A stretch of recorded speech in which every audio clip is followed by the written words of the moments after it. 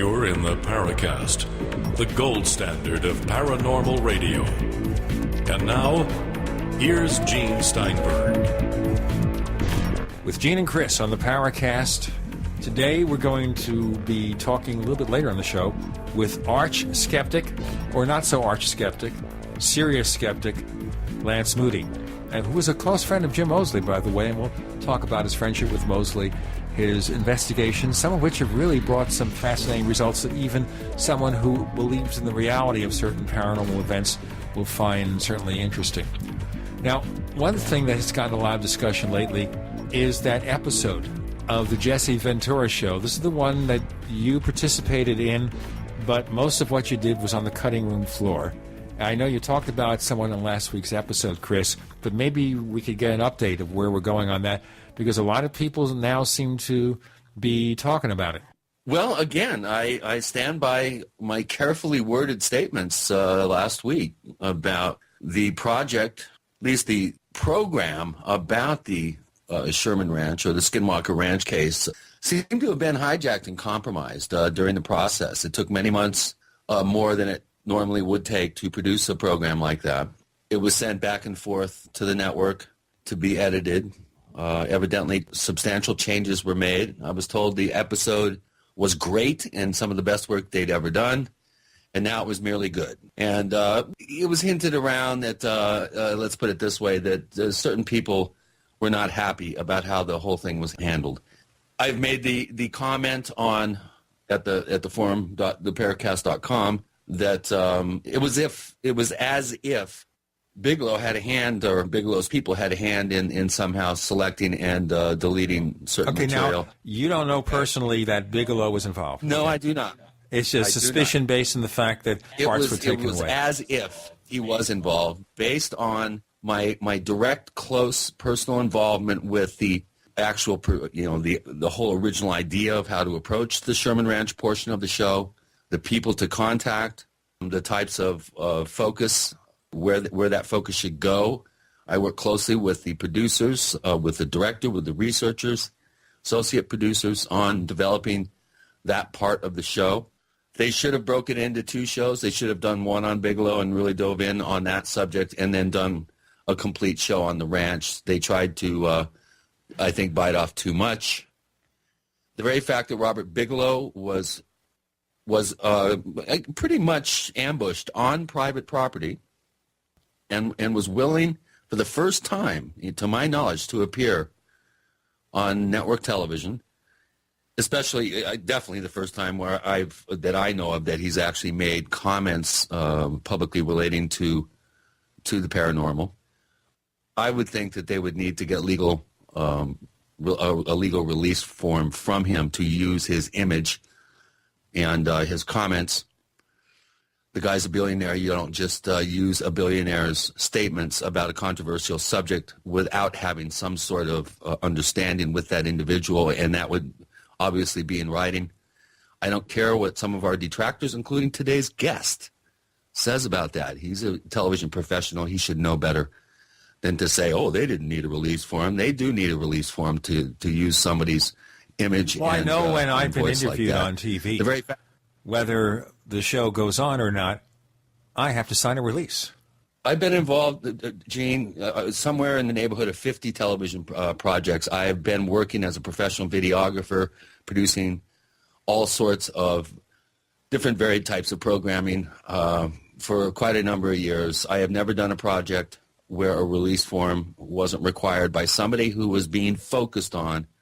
Even people in the background, in certain instances, need to have release forms just to be shown.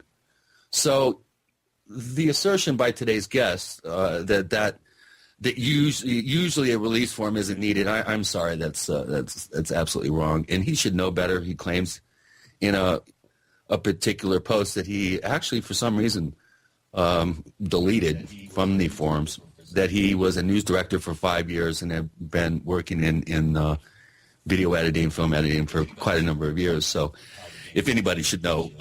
If you're covering a news event. What? So you go and cover an event. You're not getting permissions from people. You're covering a public event. And this is something where you send your cameras out, and as long as the public is admitted, you bring your cameras in or your audio recording gear or both, and you record what's there. You don't need permission from anybody. It's a public event.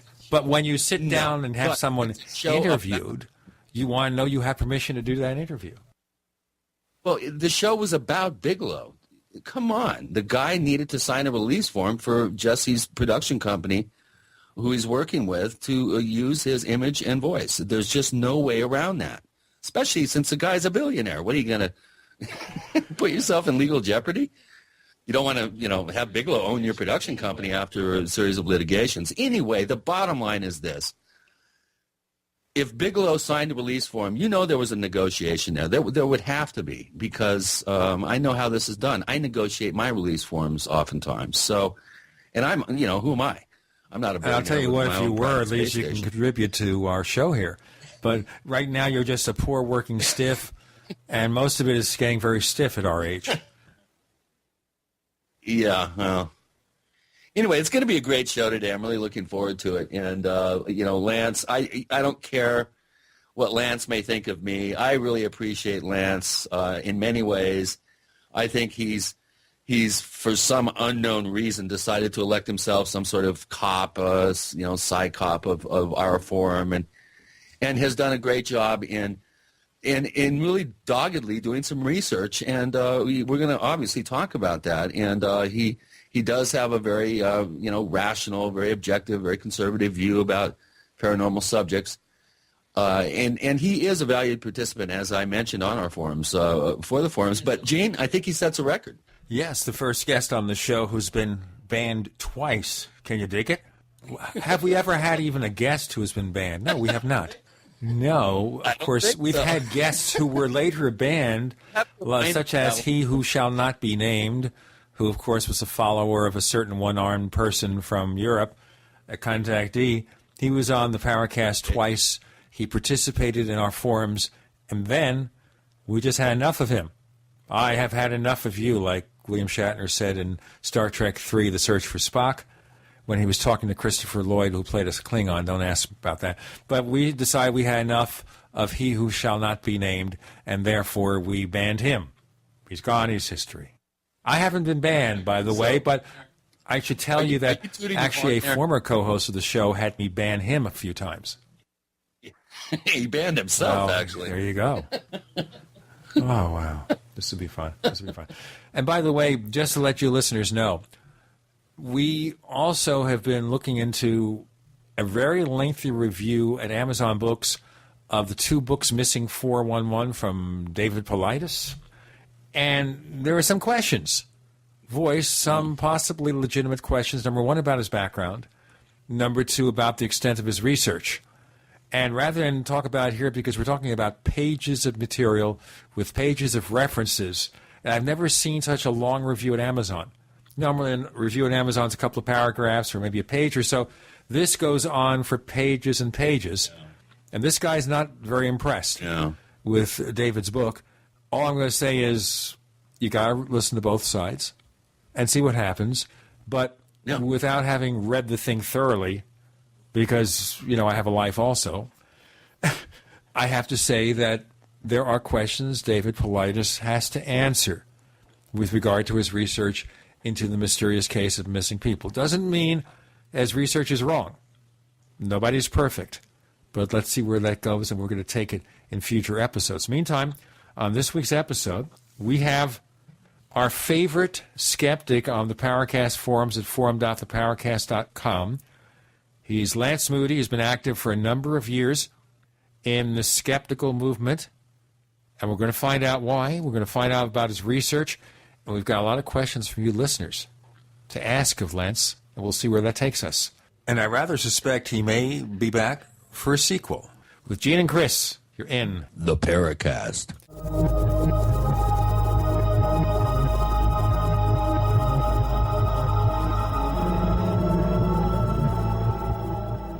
Neighbors, let's talk body language. When meeting in person, we express so much through the raise of an eyebrow, a nod of agreement. These simple gestures help us communicate more effectively and get positive things done. That's why I recommend GoToMeeting with HD Faces. You can meet face-to-face with colleagues and clients no matter where they are. GoToMeeting takes simple online meetings a big step forward with the highest quality HD video conferencing. Share how GoToMeeting allows you to easily collaborate with your team. Try GoToMeeting free for 30 days. Don't wait for this special offer. Visit GoToMeeting.com, click the Try It Free button, and use the promo code PODCAST. Remember, once again, neighbors, use the promo code PODCAST. Try GoToMeeting. Visit GoToMeeting.com and click the Try It Free button. Use the promo code PODCAST.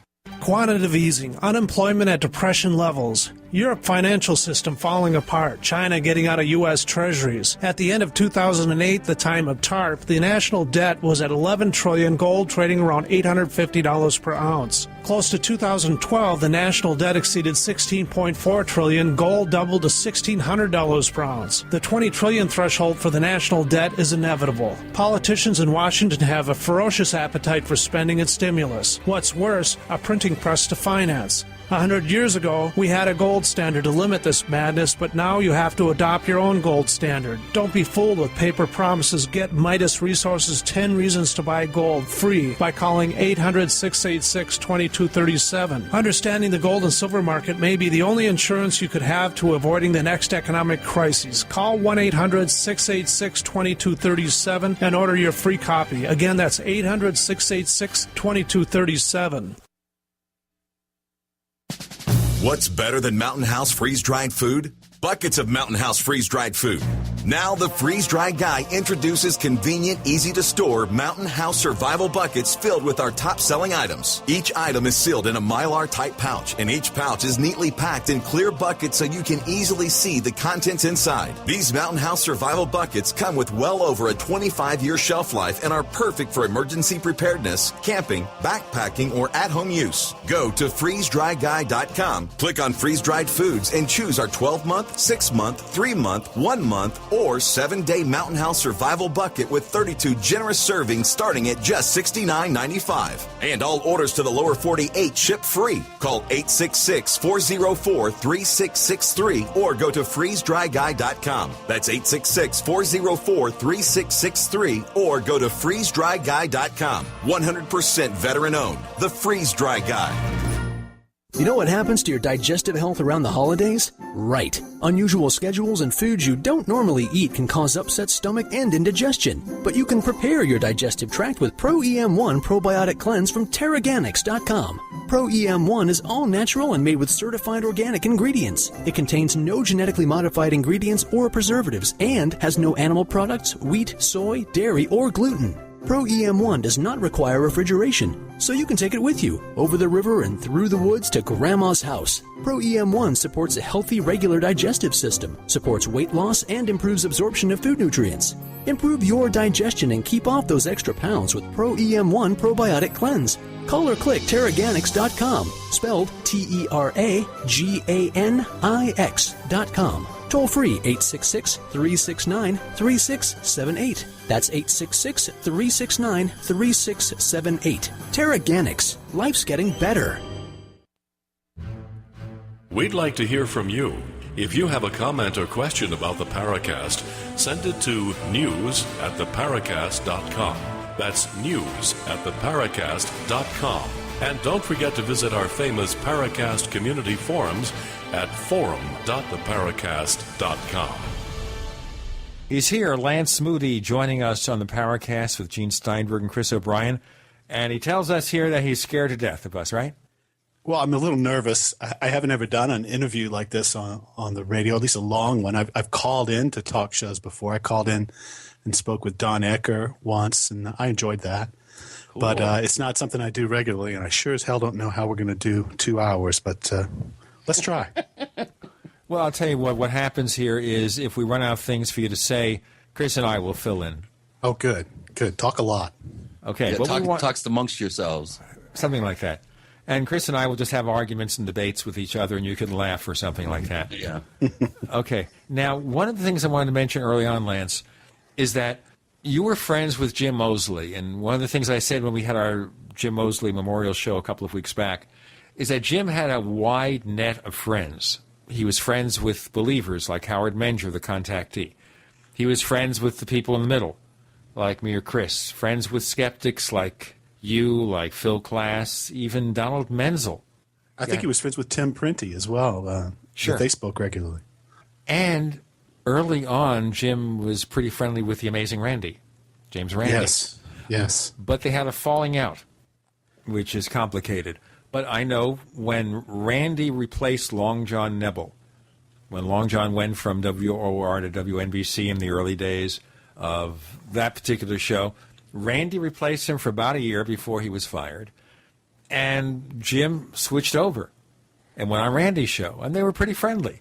And later on, when I got into radio broadcasting, because Randy was kind of an amateur astronomer, I did an interview with him. I interviewed him in New York for one of my radio shows. So it was very interesting. And later on, of course, he got involved in skeptics and everything.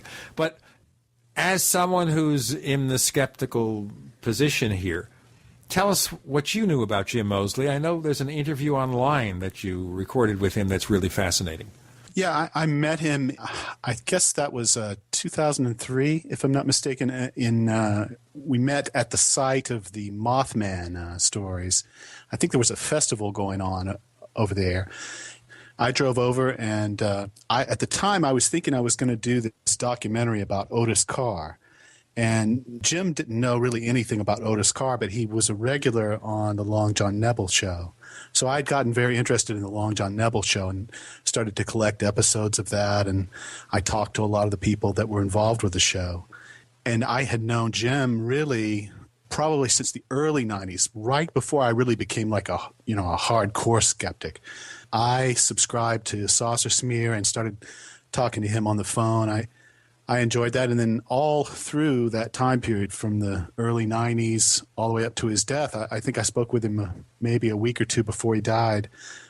We would speak, once a month or so, sometimes a few times in a row. And then other times there maybe a little bit more time would go by. But I definitely spoke with him quite a few times and many, many hours of enjoyment listening to him and having him tell me the stories and tell me about the old personalities, many of whom have been forgotten now, and tell me about the Long John Nebel show, his days in New York, and the crazy people that he's known.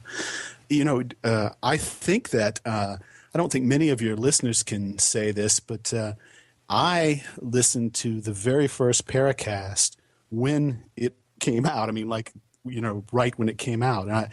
And because Jim had told me that he was going to be on this show, and I sought it out. I don't remember if you were on Apple iTunes feed at the time, or yes, we were from day one. Yeah, and so I heard the show right when it came out. So I've been a listener since the beginning, and of course I enjoyed the show. I enjoyed all the shows that Jim was on, and I've enjoyed many of the shows. I mean, there's a lot of exciting shows. I have my favorites. The show you guys did with Stephen Bassett. That's probably one of my favorites.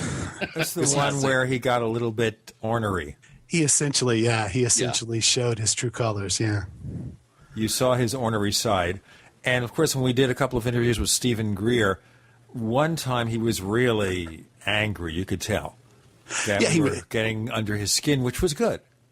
Not that we asked him a very hard question either. It's kind of, you express a degree of skepticism, suddenly, he went off jumped the deep all end. over you. Yeah, he kind of really ready to just go off the deep end right there. Didn't happen. Well, I know that you and David have split ways as well. You had your own falling out, but he certainly brought like a sense of excitement to some of those early shows because you really didn't know where they were going to go. I don't want to get into the discussions of the split up, but very much amicable. I know there are some issues later on, but he sent me a letter saying that the presence on the Paracast was hurting his, as they say, civilian career, and he couldn't do it anymore. And let's just leave it at that because that is, as far as I'm concerned, the official explanation. There may have been some other concerns he voiced later on, but I'd rather not get into it. The key is that you've been a listener to the show for a long time. You've also been a very regular participant, between being banned a couple of times, a regular participant in the Paracast forums. Why'd we ban you, by the way? Gosh, I think they. Who knows? I'm not I think saying you're the only guest that's ever been on that's been banned, not only once, but by both of us. Well, I very well may be banned anytime now. You just never know. It's. I think David banned me the first time because I said something, that he didn't like. But, I like David and I like Eugene. I wanted to mention also, I thought of some of the things that I could say in the 5 minutes that I thought I could fill. I remember that I met you actually just online well before anything to do with the paranormal. I was an early user of, I don't know if it was called America Online then or if it had another name related to Apple. But actually, I'll give you the history. You want to hear the history? The history is that Apple was going to have something called Apple Links Personal Edition. Apple had this service called Apple Links, an online service in the 80s designed mostly for dealers and developers. And they hooked up with a company called Quantum Computer Services, run by a guy named Steve Case. And this was going to be a new version of it called Apple Links Personal Edition. And for some reason, they had a falling out or something. So Quantum came up with America Online, later renamed AOL. And I became one of the first charter members in 1989. And later on, they actually gave me a job, a paid forum manager. Well, I think it was in that capacity that you must have answered a question I had or something like that, because I remembered the name and I remembered your distinctive salutation, peace. And that's very hard to use these days. It's very hard to believe in, yeah. Right. Well, I don't remember. No, I'm sure you wouldn't. I'm sure I was just one of many, many people that you helped, but that was my first contact with Gene Steinberg. Well, I've helped a lot of people over the years. I even helped Tom Clancy, the famous author, and met him years later at one of those Macworld Expos. I haven't heard from him in many years, and maybe he decided he hated me. I wasn't quite as right-wing as he was, or is. I don't know, but I have not heard from him in over a decade. But I did help him with his CD-ROM and a few other issues, so that was fascinating. I don't know how we started America Online and Tom Clancy and Lance Moody, but you're with Gene and Chris. You're in The Paracast.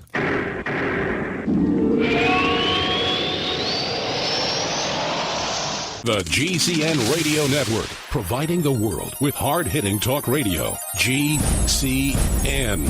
Great talk radio starts here. If you want to get your website online and you need reliable service, first-class service at the lowest possible price, there's only one place to go. Well, DreamHost has a special promotion with our show where they'll offer you unlimited disk space, unlimited bandwidth, one-click web apps such as WordPress, 24/7 support. You can save over $55. You want to know how? Go to dreamhost.com/radio, dreamhost.com/radio. Fate Magazine provides true reports of the strange and unknown. Keep up with the latest on angels and miracles, psychic phenomena, ghosts, UFOs, life after death, and much, much more. To receive your free issue of Fate Magazine, call now at 1-800-728-2730 or visit their website at www.fatemag.com. That's 1-800-728-2730. What are you waiting for? Your fate awaits. If you owe the IRS back taxes, listen carefully. Sweeping changes to IRS policies will help more people than ever eliminate their tax debts once and for all. And now, thanks to Dan Pilla, you can get the tax help you need to end your tax nightmare. Hi, I'm Dan Pilla. I've helped thousands of people reduce or eliminate tax debts they couldn't pay. And after more than 30 years of experience dealing with the IRS, I can tell you there's no such thing as a hopeless tax case. With the IRS's new policies, it's easier than ever to put your tax debt behind you once and for all. Call now at 800-346-6829 to learn how I can help you. You know your IRS debt will not go away by itself, but you don't have to live in fear anymore. Call 800-346-6829. Learn how I can help you eliminate wage and bank levies, release tax liens, and negotiate a settlement with the IRS that will put your tax nightmare behind you forever. Call 800-34-NO-TAX or go to my website, taxhelponline.com. That's taxhelponline.com. Food storage? Check. Survival tools? Check. Weapons and water filters? Check. But what about a permanent source of cooking power that can run forever without buying fuel or paying for maintenance? Introducing Afterburner Stoves, home of the original patented rocket stove, the Kelly Kettle, and the Solo Stove. Afterburner Stoves has what you need and now offers all GCN listeners our complete preparedness package with the means to cook meals and sanitize water. Whether you dig in or bug out, cook almost any meal with just a handful of sticks. We already have the lowest online prices guaranteed, but if you enter coupon code GCN at checkout, we'll knock off an additional 15% and send you our amazing 6-hour solar rechargeable light bulb absolutely free. All for only $249. Visit AfterburnerStoves.com or call 866-716-5214. 866-716-5214. AfterburnerStoves.com. Cook hot meals with just a handful of sticks. Weakened by GMOs, stressed out about money, and blasted by the electric environment. Hi, I'm Pastor Jenny, and that was the state I was in back in 2010. Then I learned about RNA drops. I learned that 97% of my DNA that scientists have called junk is actually packed with millions of gene switches that play a critical role in controlling how my cells, organs, and other tissues behave. I learned I don't have to put up with disease, decay, or decline like I'd been conditioned to believe. I began taking RNA drops, a 100% natural formula designed to turn on those switches and provide me with amazing health and joy. Learn more about RNA drops and order a free sample today. Visit rnafreesample.com. That's rnafreesample.com or call toll-free 888-577-3703. Pay only shipping and handling for a free 30-day supply of RNA drops. Get the information you need and the health you want at rnafreesample.com. Hi, this is Don Ecker, and you are tuned in to the Paracast. Let me tell you what, you're going to hear stuff here that you probably won't hear anywhere else. Hear that, George Snorri? Lance Moody joins Gene and Chris on the Paracast. We're kind of just getting acquainted with him here. And I think one question I'm going to ask you before we get further into the realm of the paranormal and everything, that is, you're a skeptic. And being a skeptic, why bother with this field? Just leave it to the lunatics if that's what you think we are. Why are you involved in this at all? I get that question a lot. I don't know. It's a little bit of a hobby. You know, it's something I'm interested in.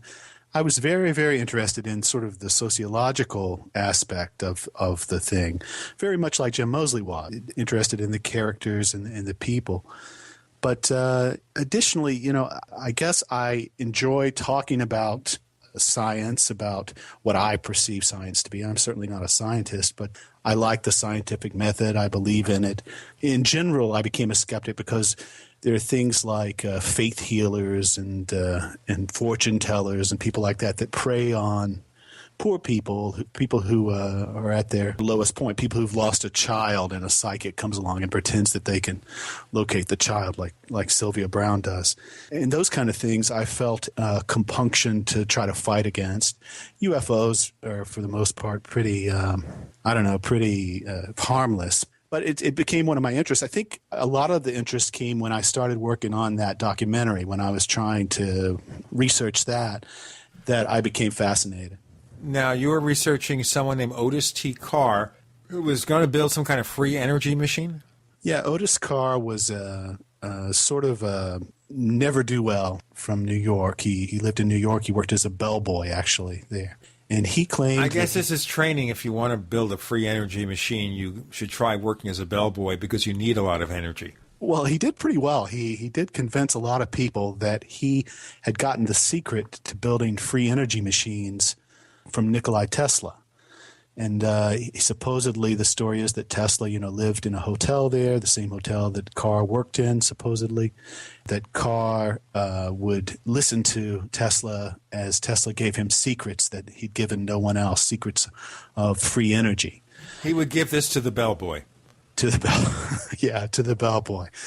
As Carr told the story, he would get, he would go and get feed for the pigeons that Tesla loved. Pigeon keeping was something that Tesla was apparently into, doves and pigeons. He would feed them from his hotel room and keep them in his hotel room, apparently, which I think as I understand it, led to him having to leave one of his hotels. But yeah, so Carr basically, his idea was that he had the secret to building a free energy device, and he was trying to sell this thing called a circular foil craft, which was essentially a flying saucer. He got involved with a guy named Norman Colton, and I'm doing this all from memory, so I may get some of this wrong, but I think I remember it mostly. We'll ask you questions later. Yeah, he got involved with a guy named Norman Colton, who put sort of a veneer of marketing on top of this effort, and that's when things started to take off. They made a company, Otis T. Carr Enterprises, and they began to sell shares, not necessarily legally selling shares, but they began to sell shares to the company and began speaking all over the place. And this was late 50s. It was during the time when there were tons of these UFO clubs all across the country. And these UFO clubs were typically composed of two kinds of types of people. It's similar to the way the UFO movement is nowadays, where there are very metaphysical types, and then there's these nuts and bolts types. All of them would come together in these clubs, and Carr would go around the country speaking and gathering money for this flying saucer. Kind of sounds like Stephen Greer. Yeah, except for Carr actually had a real flying saucer. I'm not saying it flew, but he really did have one built. Lance, you may not believe this, but one of his proteges, Ralph Ring, happened to stop by my house today. Funny irony there. Well, I know Ralph Ring. I thought Ralph Ring was in Las Vegas. Is he new? I believe he is. He was doing a trip here. There's a case that I'm being brought in on, kind of reluctantly, involving a woman with hundreds of hours of videos and still photographs of craft over Prescott, which is not quite passing muster, my initial appraisal of this. But anyway, I just wanted to mention that because Ralph Ring, of course, has carried the banner of Otis T. Carr and how important he was and stuff forward into the 21st century. And I just thought it's just ironic that Carr's one of his main proteges should have stopped by my house today. Yeah, absolutely. Well, Mr. Ring was extremely helpful to me. A very, very nice man. And I found him probably getting 97, 98, something like that, well before any of the other people who interviewed him.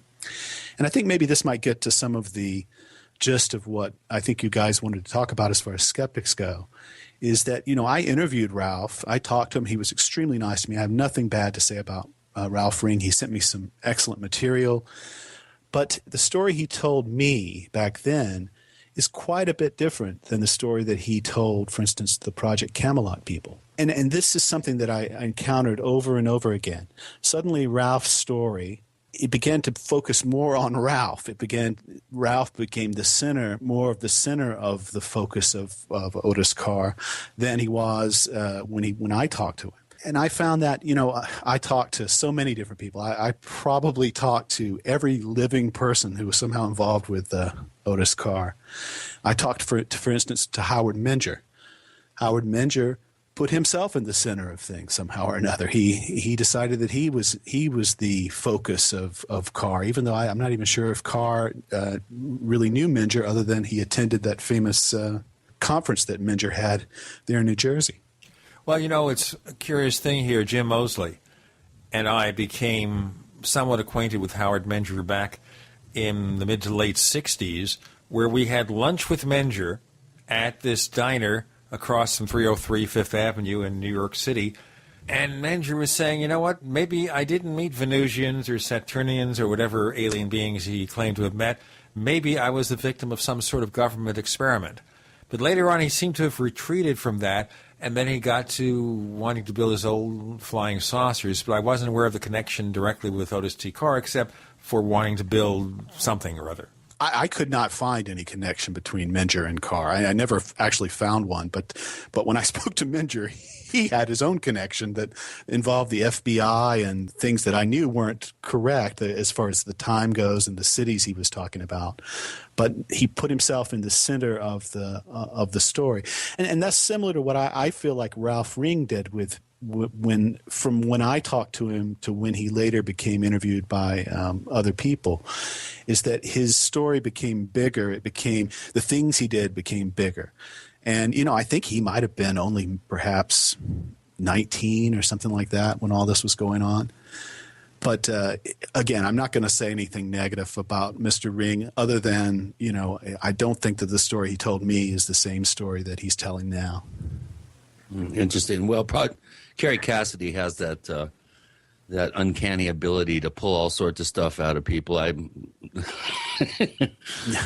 telling you, I don't care how much of a true believer you are. Once you stoop to the level of some of the things that are presented on that particular site, you have really suspended your disbelief. When I found out that Richard Dolan was going to do an interview and have it placed there, I emailed him and said, Rich, man, really think about this seriously. And he says, well, I don't care. It'll sell some books. So I'm like, okay, well, whatever. But, man, I'll tell you, when it comes to many aspects of this field, it's quite embarrassing to be associated with it in any way. And it is unfortunate that this is an unregulated amateur field of study. Anybody can put up a shingle and claim to be an expert. This whole field is running rampant with unfounded theories, compounded by interpretations of unfounded theories, and which are themselves, of course, unfounded. But we could continue this unfounded rap to the end of time, and we won't. But we're never unfounded because we're Gene and Chris, and you're in the Paracast.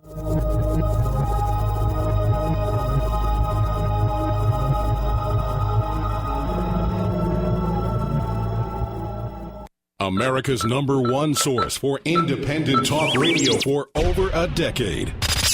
We are the GCN Radio Network. We also have swag. We have all these exclusive Paracast things that you can buy. We've got 60 or so different items, and entails T-shirts, sleeves for notebook computers, iPad cases, mouse pads, the Paracast Jumbo Tote Bag, all sorts of T-shirts and jackets and stuff like that for men and women.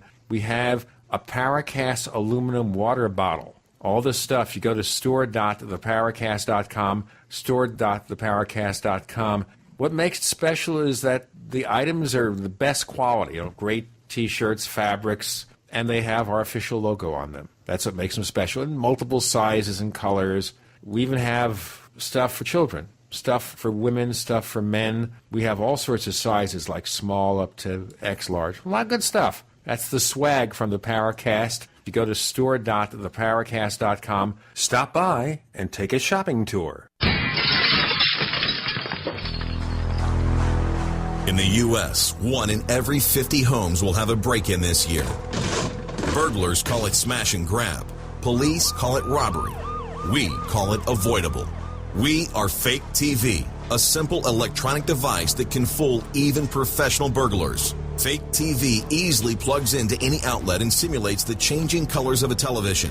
To a burglar, it looks like someone must be home watching TV, so they'll likely move on to an easier target. At only $34.95, Fake TV costs less than a month of most alarm monitoring plans and makes a great Christmas gift, or it's perfect if you're traveling over the holidays. Order your Fake TV by calling 877-5-FAKE-TV or go to faketv.com. That's 877-532-5388 or faketv.com. Fake TV, the burglar deterrent.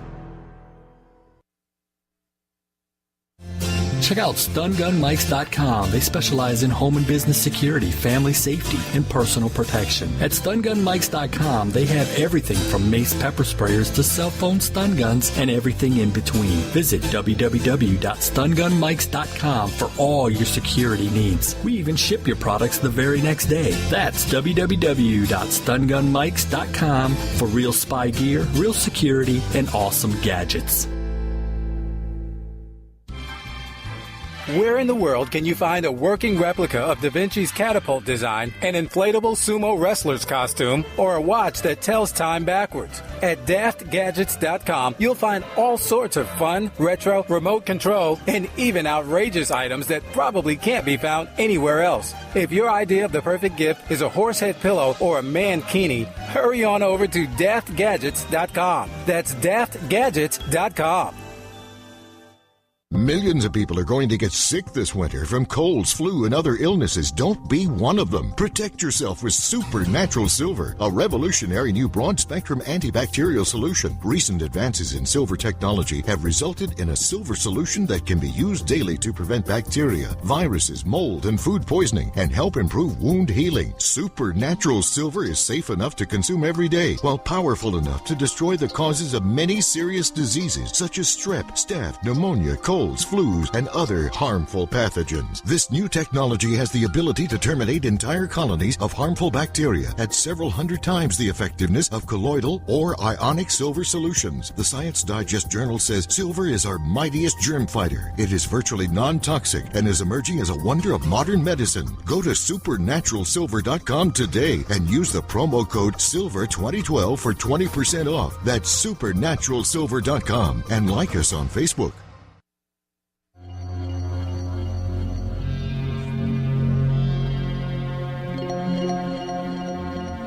Hi, my name is Richard Dolan. You're listening to the Paracast.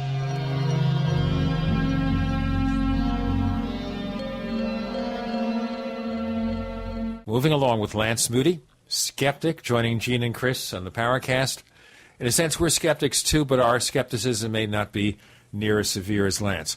Lance, you've been involved. I have a bad case of it, yes. Okay, well, I understand there's a cure. Maybe you stick some antidepressants in your bottle of water there. I think just one good anal probing would change his mind, as it would a lot of people. James Randi would come to mind.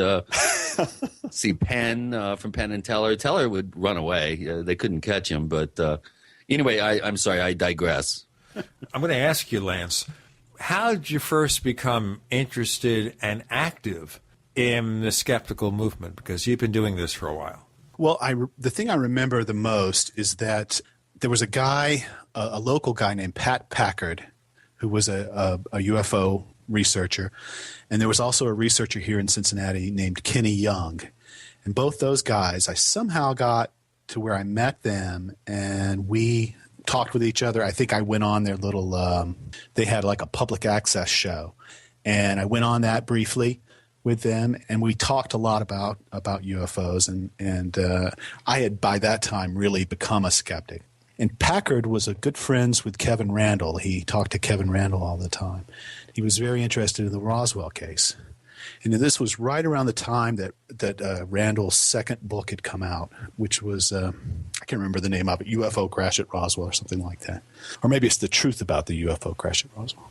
I got the book. Kevin Randle came to town. He did a lecture. I went to the lecture. I bought his book. I have a signed copy of his book. And, I started reading his book, and just in the first couple of pages, he talks about the night of the supposed Roswell crash. He talks about in the sky that some nuns that were in the Roswell area, some Franciscan nuns, if I remember correctly, were looking out the window, and they saw what appeared to be a disabled aircraft of some kind in the sky, and that they made a note about it in their diary. Kevin Randle, in his book, his book's full of a lot of UFO books are full of footnotes and stuff to make them look very scientific. So he had a footnote there, as though the footnote said something like the diaries of the Franciscan nuns held at so-and-so or something like that. It made it sound as though he had seen the actual diary. But I was wondering, why did he paraphrase the entry? Why didn't he give us exactly what the entry said instead of paraphrasing, which is how he presented it?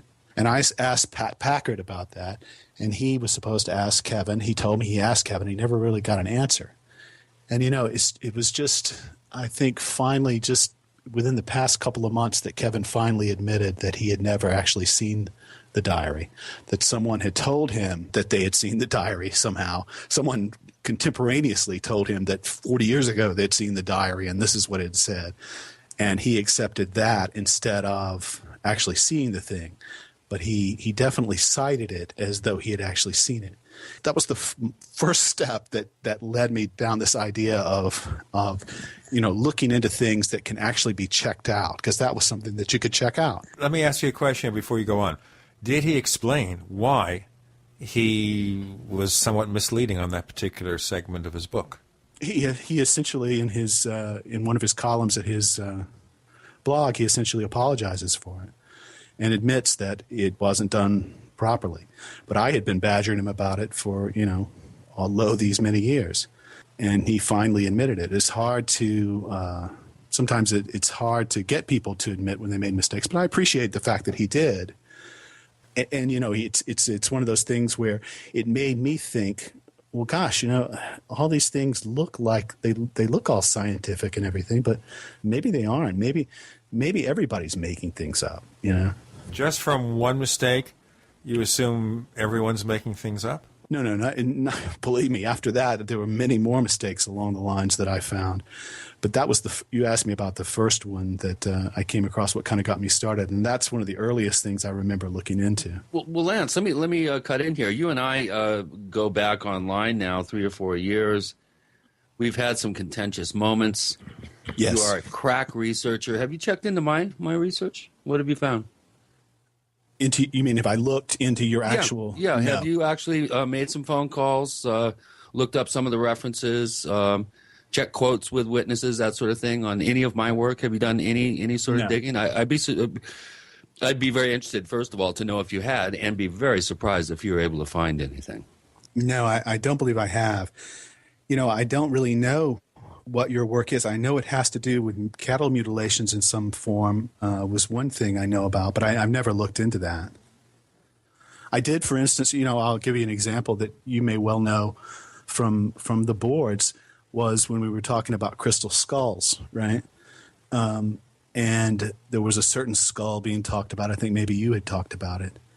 And I'm of the belief, and I think most archaeologists are of the belief that all these crystal skulls are modern, modern artifacts. They're not ancient. All the crystal skulls, thousands have been found, most of them small. All the ones that you hear about, the ones that have names that people invite you over to sit with and get. Max, Mitchell Hedges, the British skull, the Smithsonian skull. This new one, Einstein, which is quite fascinating, that's here. It's about 35 pounds, I think. It's a really large one, very, very rough looking. Yeah, what I was going to say was just that we were talking about this one skull. I don't even remember the name of it, but I had mentioned that I thought this was probably a modern one, as I recall. And you posted something that you'd copied from somewhere else, right? I'm not blaming you for that, but I'm saying that's where it came from, that said, no, this one had been tested by, unlike some of these other skulls that had been found to be of modern origin, this one had been tested and was at the same time at the British Museum. And it is definitely authentic. This was the text that you'd pasted. So I called and talked to the lady that was actually there when they were doing the testing, and she told me in no uncertain terms, I think you remember this, that this definitely rings a bell. And as it turns out, I did some digging on my own, and I confirmed what you came up with, and I really appreciated that, actually, because it set me straight. Anytime someone can set me straight, I appreciate that. And that little bit of text is on site after site. That same exact text, that same exact wrong text gets repeated at believer site after believer site, such that, the whole thing is sort of self-perpetuating. It doesn't matter if anything's real or not real. It's just, I think people, and I got a sense of this from some of the questions that were asked. It's like on the forums, the ones that were being posed towards me, it's like people want their entertainment. They don't want anyone to take away what they find entertaining, and I understand that, But if you want to talk about these things as being real or not real, or factual or not factual, then I'm game for that. Let me ask you a fast question here. The assumption or the report that there had been a determination that this was something really old, carbon dating, whatever technique they used. Right. Did someone just make that up, or was someone just simply mistaken? Well, the lady, I don't even remember her name now, but the lady that I spoke with was she's a archaeologist, a famous doctor here in the States, but she happened to be there at the British Museum when they were doing these examinations. And she guessed that someone had just made it up. Yeah, that they just totally, it came from, Chris may know more about this than I do, but the idea that particular skull was somehow ancient is just totally false. Yeah, and I totally agree. I've done quite a bit of work researching this whole crystal skull phenomenon. And listeners, you must understand there are countless examples of archaeologists actually legitimately finding crystal skulls, but none of them have been these large, three-quarters to life-size versions. There has been hundreds, probably, of crystal skulls discovered, the size of the fist even. These are very, very difficult objects, obviously, to create. And chances are the larger the skull, the more symmetrical it is, chances are that it was manufactured somehow. The Mitchell-Hedges skull, of course, would be the most famous example with the movable jaw. That was probably, I think, made in the mid to late 1850s in a particular town in Germany that was known for their ability to carve quartz. But, again, this gets into this whole realm, and I think we really should talk about this, Gene and Lance. This whole need for people to believe. I mean, when you were a kid, for instance, did you believe in Santa Claus? Yes. Did you believe in the Easter Bunny? I don't remember believing in the Easter Bunny. That's a little tougher, huh? I remember the guy. Are you a Christian? I'm not, no. Okay, so do you consider yourself an atheist or agnostic? Are you spiritual? I don't mean to pry here. I'm just trying to get a sense of Lance Moody. And we're going to have him answer that question in our next segment. We'll leave the great cliffhanger of his religious beliefs or lack thereof with Gene and Chris. You're in the Paracast.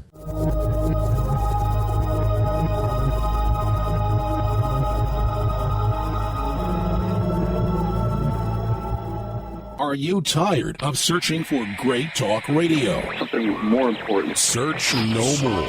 We are the GCN Radio Network. Hi, this is Ted Anderson. If you'd like to listen to GCN programs on the go, I have great news. GCN has created a Droid and iPhone application, and it's free. Just as easy as going to GCNlive.com, click on the banner, and download. Before you know it, you'll be listening to your favorite hard-hitting GCN shows, live or on demand, right on your Droid or iPhone, 24/7 and on the go. So download the Droid and iPhone app free by clicking on the banner at GCNlive.com. Thanks again for listening to GCNlive.com. Again, that's GCNlive.com. We the people grow cotton, weave fabric, engrave ink, embed strips and fibers to protect from counterfeit, then carting to a private bank, having it lent back at interest, forcing taxes to service debt. This capitalism, or was Jefferson correct when stating a central bank issuing the public currency is a greater menace to the liberties of the people than a standing army? Ted Anderson, I'm placing a free silver dollar in a book that explains our monetary system. Call for your copy, 800-686-2237. It's time to understand the system. Call 800-686-2237. That's 800-686-2237. What do you do when your propane runs out and you don't have a large amount of wood for cooking? That's when you need a Grover rocket stove from StockStorage.com. The Grover rocket stove starts easily with any combustible material like junk mail, small twigs, leaves, weeds, or dry sagebrush. Then just add a small amount of kindling wood and you'll be cooking entire meals in minutes. Grover rocket stoves are made right here in the USA and are built to last a lifetime using heavy-duty thick-gauge steel and are painted with high-temp paint to withstand heat. Go to StockStorage.com and see 3 great Grover rocket stoves, stainless steel, heavy duty, or our original Grover rocket stove for only $135 and get free shipping to the lower 48. For phone orders, call 801-361-6984 or go to StockStorage.com.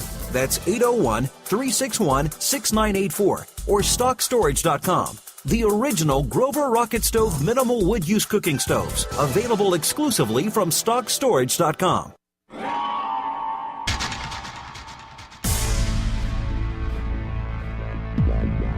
Welcome back to the Paracast, the gold standard of paranormal radio.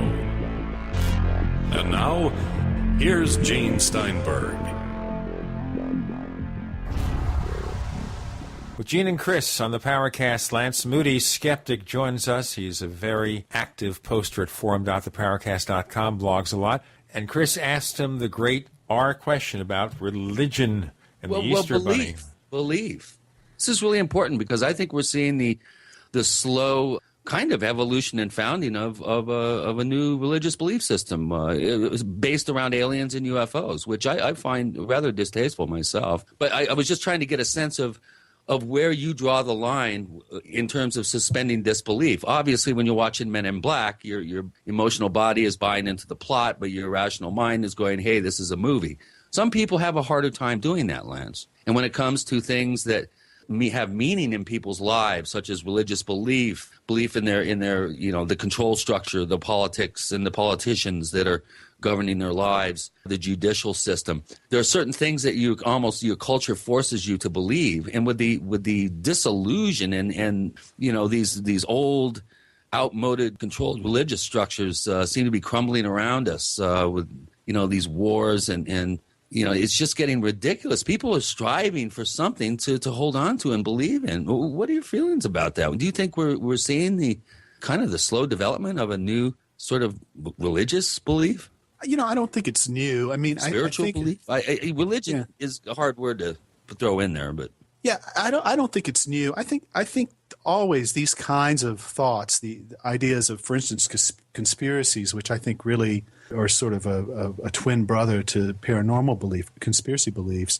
I think these beliefs give people something. I mean, I think with conspiracies, I think it gives people a feeling that they understand the world maybe better than they really do. And maybe the same thing's happening with paranormal belief. Maybe it comforts people to know that there's something fantastic in their lives.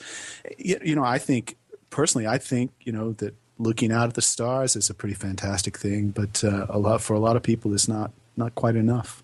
Well, and I can understand and agree with you. Sometimes especially in the conspiracy realm, it gets pretty crazy. Of course, the UFO realm and the paranormal realm is fairly kaleidoscopic in its own right, but how about you? I mean, where do you come down? Where do you suspend your disbelief in terms of your spirituality, in terms of the things in your life that you hold dearly that you don't have physical scientific proof to ascertain one way or another, whether it's something that you need to suspend your disbelief about? I don't think I do suspend my disbelief. I think I do require proof. So things like, for instance, the Bible and so forth don't hold any weight for me, any particular weight for me. I guess I do act as more or less like an atheist, although really I'm more like Martin Gardner, with sort of a vain desire that maybe there's something beyond, but I don't see any evidence for it. I'd like to see any evidence. I'm open to seeing evidence. That's one of the things that people who I call believers, and I know that term sometimes makes people uncomfortable, but I think it should. And there's believers, and then there's true believers, and there's a big difference. Yeah, these things are just shorthand ways of talking. It just is so long to say people who think this way or whatever. But what I was going to say is that they believe that there's somebody called a debunker. There's someone who is something called what they call a debunker. I'd be happy to be a debunker. I think debunkers are needed. But in the form that it's used by the people that I'm calling believers, they're talking about someone who, if they saw real evidence, for instance, if I walked out in my backyard right now and there was a flying saucer landed on the ground in my backyard, I would turn away and deny that I ever saw it. And I just don't think there really is a person like that. I hear that frequently. People would describe Phil Klass in that way.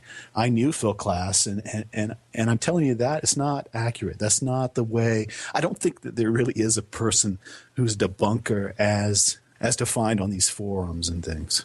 Well, okay. Well, that leads me to a question that I had. How do you define, where does a skeptic and a debunker begin? So it's a debunker is somebody that will go into a complete place of denial about something that is obvious and a slam dunk situation or evidence. In other words, is that how you define the difference? Because it's not how I define it. No. Okay, well, let's talk about that. You claim you proudly claim to be a skeptical person. Okay, what is the difference between skepticism and debunking? Well, the way I would define debunking, and not everyone agrees with this definition, is someone who exposes some falsehood. For instance, debunking a particular claim. Phil Imbrogno? I wasn't going to mention him, but that might be an example. That's one example maybe we should talk about very quickly. How did you come to want to check his educational credentials? Well, I heard him on several of the shows, particularly the Paracast, and I heard him talking, and to me, his grammar was poor. And I'm not saying my grammar is great. I'm sure people are going to find fault with things I've said tonight. Yeah, but you don't claim to have a doctorate from MIT either. Right. Wait a minute. Right. I saw somewhere on a website that the first thing that alerted you was it seems like every time you saw a picture of him, he had his MIT sweatshirt on. Well, that was the other thing. That shirt started showing up everywhere. Well, maybe it's because he can't get it off. It's stuck to his skin. Well, there were just too many mentions of MIT for my taste. Hey, he had fake diplomas. He had a ring. He had a little shrine set up. That's pretty. That's not the sign of a healthy mind in my book. Well, in some ways, I think he's kind of awesome because he got away with it for so long. But the thing is just that, and I never heard about the diplomas and all that. That comes from an informed source who shall remain nameless. Wow. Well, for me, it was just I just became interested in it. But I also noticed that things he was saying in these programs, they just didn't have the ring of truth for me anyway. And in particular, there's this one I mentioned this in my blog, is just this idea. He started talking about Hynek because he knew Hynek and he wrote a book with Hynek. And he started talking about Hynek and Roswell, and he told this story, this long story that involved a lot of detail, a lot of interesting detail. He talked about they had ice cream and the kind of ice cream that Hynek liked and all this stuff, all these details that don't mean anything. And then he said that Hynek looked at him and said that he knew Roswell was fake. He knew it was that mogul balloon. And I realized that Hynek died before any of that. Yeah, before any of that was known. And I knew it instantly, but the person interviewing him, it wasn't on the Paracast, it was on another show. The person interviewing him didn't recognize that at all, just let it slide by. But it was such an obvious tell that something wasn't right about his story. And I find it fascinating that someone can just sort of, confabulate things so quickly and so beautifully, because it was fun to listen to some of his stories sometimes.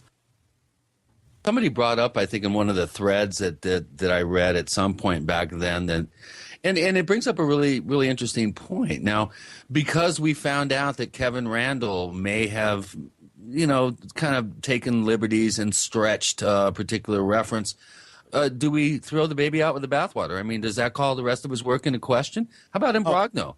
I think some of the things that I've read in Imbrogno's books are very impressive, and it shows someone who's really done some thinking about some of the subjects that he wrote about.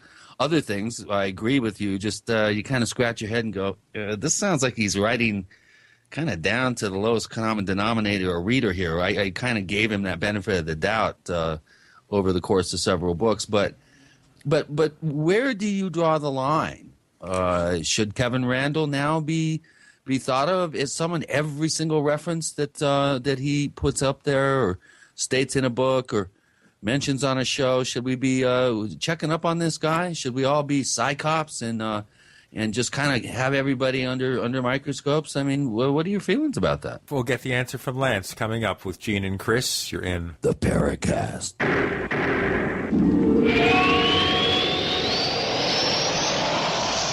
Attack of the Rockoids has been well received by critics and readers alike. It's a thrill-a-minute story you'll never forget. A former U.S. military intelligence officer is haunted by intense dreams about a beautiful woman pleading for his help after a terrible battle in outer space. But the dream turns out to be true and thrusts him into a telepathic love affair with a woman whose faraway planet is intent on destroying the Earth. And now, the gripping tale continues in The Coming of the Protectors. It's the second book of the Rockoids trilogy, a galaxy-spanning adventure that pits our hapless heroes against powerful, fanatical enemies that threaten the lives of freedom-loving beings everywhere. Attack of the Rockoids and The Coming of the Protectors. Classic science fiction at its best. Available now. For more details or to place your order, visit rockoids.com. That's ROCKOIDS, rockoids.com. As many people know, ever since President Nixon took us off the gold standard, the U.S. dollar has been devaluating. What people don't know, however, is how this directly affects your personal finances. Is there a way to protect your portfolios from losing value? The answer to all of this is gold and silver. They both have maintained their purchasing power for 6,000 years. If you had $100,000 in cash and $100,000 in gold and silver back in 1913 and kept them until now, your cash would have the buying power of only $4,800, but your gold and silver would have the buying power of $3 million. The answer to protecting your assets is simple. Call John Ballman today at 1-800-686-2237, extension 169. Get all your questions answered before your money is worth zero. Call 1-800-686-2237, extension 169. Take action today while we still accept paper dollars for gold. That's 1-800-686-2237, extension 169. HempUSA.org has a newly designed website and a new and improved detoxification product. Order our new microplant powder gold loaded with vitamins, minerals, iodine, and probiotics, and we'll send you our travel-size microplant powder absolutely free. Microplant powder only at HempUSA.org. Call 908-691-2608. That's 908-691-2608. And see what our powder, seeds, and oil can do for you only at HempUSA.org. Only this offer ends January 31st. Hi, this is Ted Anderson. Have you ever wondered why banks, stockbrokers, investment advisors won't talk about gold IRAs? They've been available since 1986, yet the financial industry won't recognize the value of gold for your retirement. Gold has outperformed paper investments, yet no word about IRAs. If you would like to have gold for your retirement, call 800-686-2237. Don't get left behind by rising inflation and low returns. Call 800-686-2237. Secure your future and call 1-800-686-2237. Check out StunGunMikes.com. They specialize in home and business security, family safety, and personal protection. At StunGunMikes.com, they have everything from mace pepper sprayers to cell phone stun guns and everything in between. Visit www.StunGunMikes.com for all your security needs. We even ship your products the very next day. That's www.StunGunMikes.com for real spy gear, real security, and awesome gadgets. Are you looking for a great one-of-a-kind gift idea? Then look no further than www.daftgadgets.com. They have radio-controlled planes, helicopters, buggies, cars, and more. How about an insane horsehead pillowcase, MP3 accessories, or even an iPhone 5 wallet case? Visit www.daftgadgets.com and be sure to check out their featured gadgets page. Shipping is only $9.99 and is shipped within 7 days or less. Check out www.daftgadgets.com today. We'd like to hear from you. If you have a comment or question about the Paracast, send it to news@theparacast.com. That's news@theparacast.com. And don't forget to visit our famous Paracast community forums at forum.theparacast.com. With Gene and Chris, we have skeptic Lance Moody joining us. And before we did our break, Chris asked a rather detailed question about Kevin Randle, some of his possible mistakes.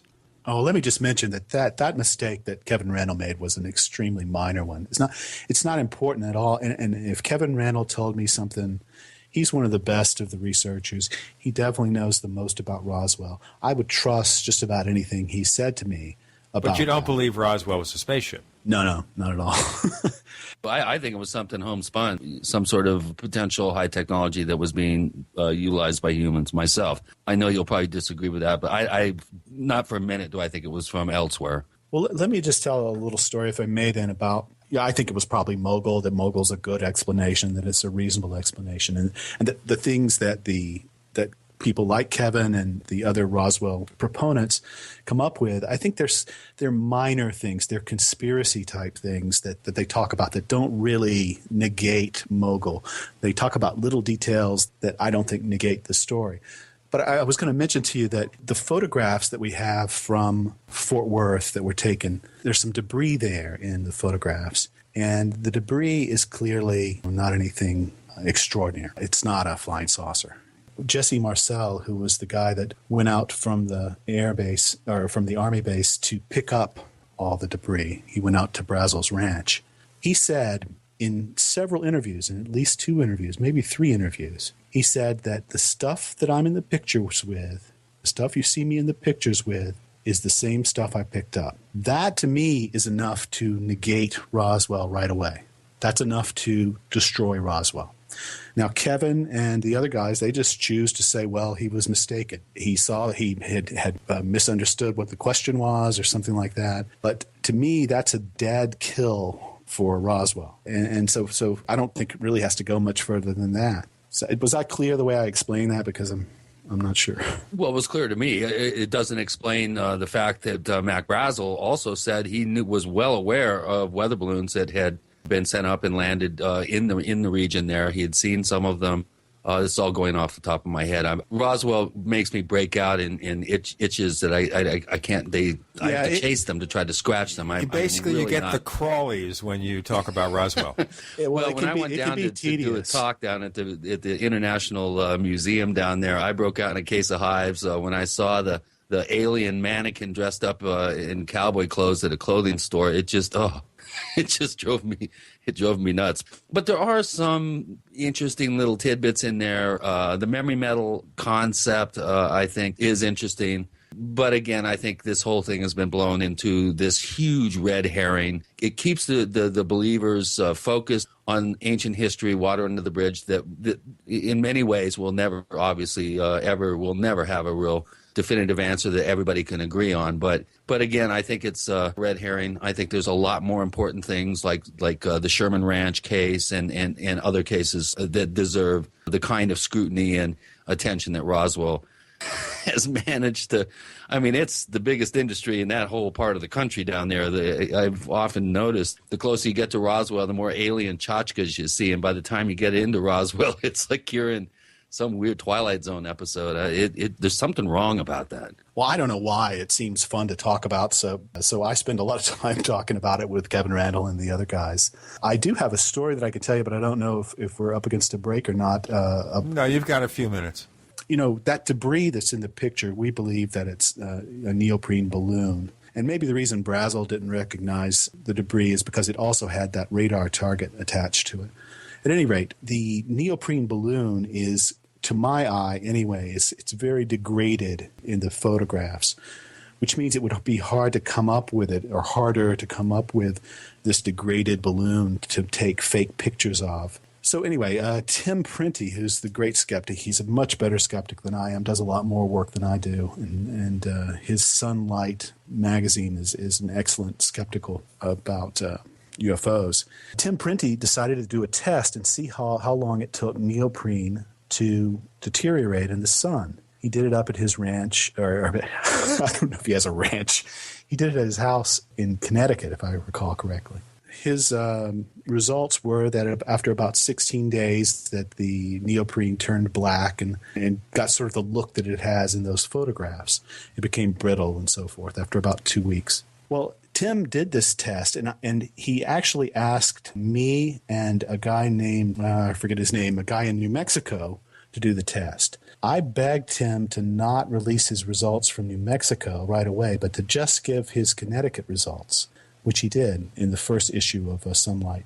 I knew that the believers, that the Roswell believers would come up with all kind of reasons why the stuff that was tested in Connecticut doesn't match stuff that would have been tested in New Mexico. And indeed they did. One particular guy wrote volumes and volumes as to why we were idiots and why certainly we should have tested in New Mexico, because the neoprene would have evaporated. Essentially, he thought it would have been gone. You know, you got the feeling that in just a few hours it would have turned to ashes. The problem is that we did test in New Mexico, and the results were roughly the same, about 2 weeks. But it shows you how conspiracists will write and will make up stuff to support their beliefs without any real knowledge. This guy wrote reams of stuff. I mean, he wrote paragraph after paragraph about how the neoprene would have deteriorated much faster in New Mexico, maybe 200, 300% faster. But none of it was true. It sounded good.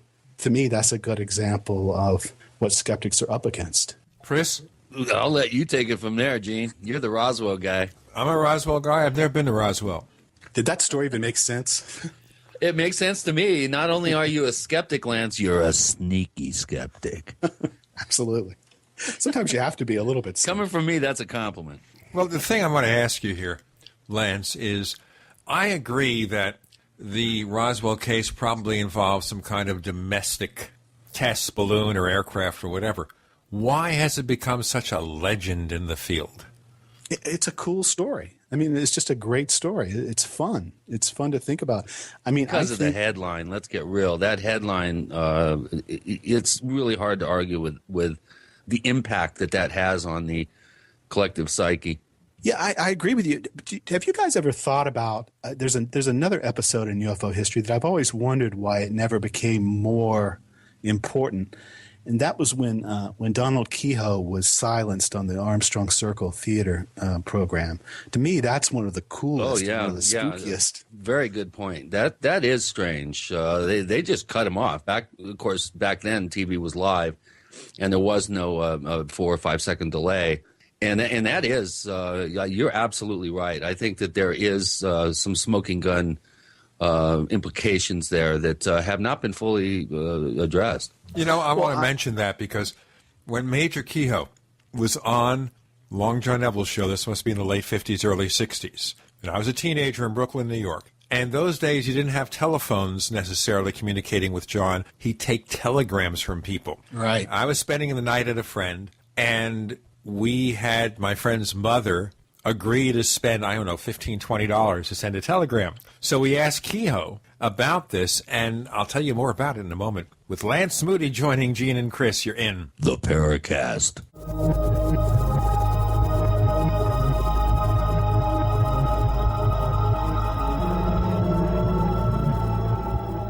The GCN Radio Network, providing the world with hard-hitting talk radio. GCN.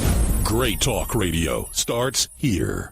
Graphic Converter is the image manipulation tool for the rest of us. It does not use any database. You get full control of all your files. Want to view the images of a folder? Drag it into Graphic Converter, and a powerful browser opens up to show your image files. You could use it for slideshows. You could use it to import images from digital cameras or from scanners. Need to do some image editing? You can do that too in Graphic Converter. Also print catalogs. Convert from so many formats I can't even list them. Download now to see if Graphic Converter is good for you, like 1.5 million other users. Guess what? You could save money when you buy Graphic Converter. Use the coupon code Night Owl. Use the coupon code Night Owl to get a special price for Graphic Converter. Go to lemkesoft.com. That's LEMKEsoft.com. Lemkesoft.com. LEMKEsoft.com. That's the sound of your door being kicked in by an intruder with a single kick. That's the sound of the same door now protected by the Door Sentinel at mysafedoor.com. Go to mysafedoor.com right now and watch the amazing video. At mysafedoor.com, you'll learn how to turn your home into a fortress with the Door Sentinel. 16 kicks later, and the Door Sentinel is still holding strong. mysafedoor.com. That's mysafedoor.com. Hi, this is Ted Anderson. Have you ever wondered why banks, stockbrokers, investment advisors won't talk about gold IRAs? They've been available since 1986, yet the financial industry won't recognize the value of gold for your retirement. Gold has outperformed paper investments, yet no word about IRAs. If you would like to have gold for your retirement, call 800-686-2237. Don't get left behind by rising inflation and low returns. Call 800-686-2237. Secure your future and call 1-800-686-2237. Lunch! Lunch is ready. And it's an MRE smorgasbord at longlifefood.com. In 1983, Long Life Food Depot was one of the first to sell MRE pouches to the public, and we're still selling them almost 30 years later. Today, Long Life Food Depot has the world's most complete MRE online buffet, because MREs are all we do. Tasty varieties of chicken, beef, salmon, and pasta entrees, plus sandwiches and our easy-to-use pouches. Full moisture, long shelf life, and ready to eat hot or cold. We sell by the pouch or case, so the choices are endless, and so are the graduated quantity discounts. The more you buy, the more you save. Call 800-601-2833 or go to longlifefood.com to join our email list for upcoming announcements like the Rollaway Food Pod. Plus, enjoy fast and free shipping. Just call 800-601-2833 or visit longlifefood.com. Emergency preparedness, emergency relief. longlifefood.com since 1983, sending real food to your real future. Hello? Congratulations. For what? For losing all that weight. How'd you do it so fast? ASAP. ASAP what? What's that mean? Are you ready to get as skinny as possible, as soon as possible, as simple as possible, and as sexy as possible? I'm listening. Then get with the ASAP program. It's real and it works. No smooth talk, no slick advertising, and no exaggerated claims of success. I've got to know more. Welcome to ASAP, as slim as possible. Whether you have 10, 20, or 50 pounds to lose, ASAP is your weight loss answer. ASAP targets the abnormal fat reserves and makes them available to be burned as fuel and contains no caffeine or hormones. Order ASAP at wholesale prices or join the team to share the business with others. Visit GCNteam.com or call 877-878-4203. GCNteam.com or call 877-878-4203. Lose weight and look great with ASAP, as slim as possible.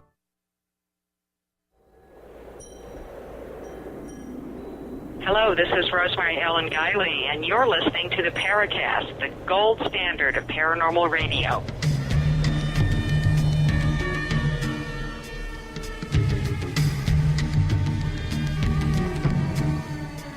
So let's go over the deal here. Kehoe mentioned this in one of his books, that he was asked to be on the show, but supposedly they had this fixed routine that he was supposed to read, I guess a script, or at least an outline of what he was supposed to say.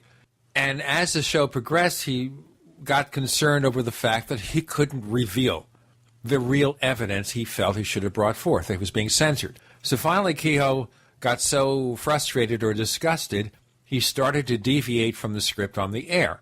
And, of course, what they do, there was no 7-second delay as we have now. You know, even on this show, by the way, on the Paracast, when it goes out over the GCN network, there is a 7-second delay. Sure, we vet our guests and we don't allow the 7 dirty words to come in, but there is a 7-second delay, but not in the 1950s.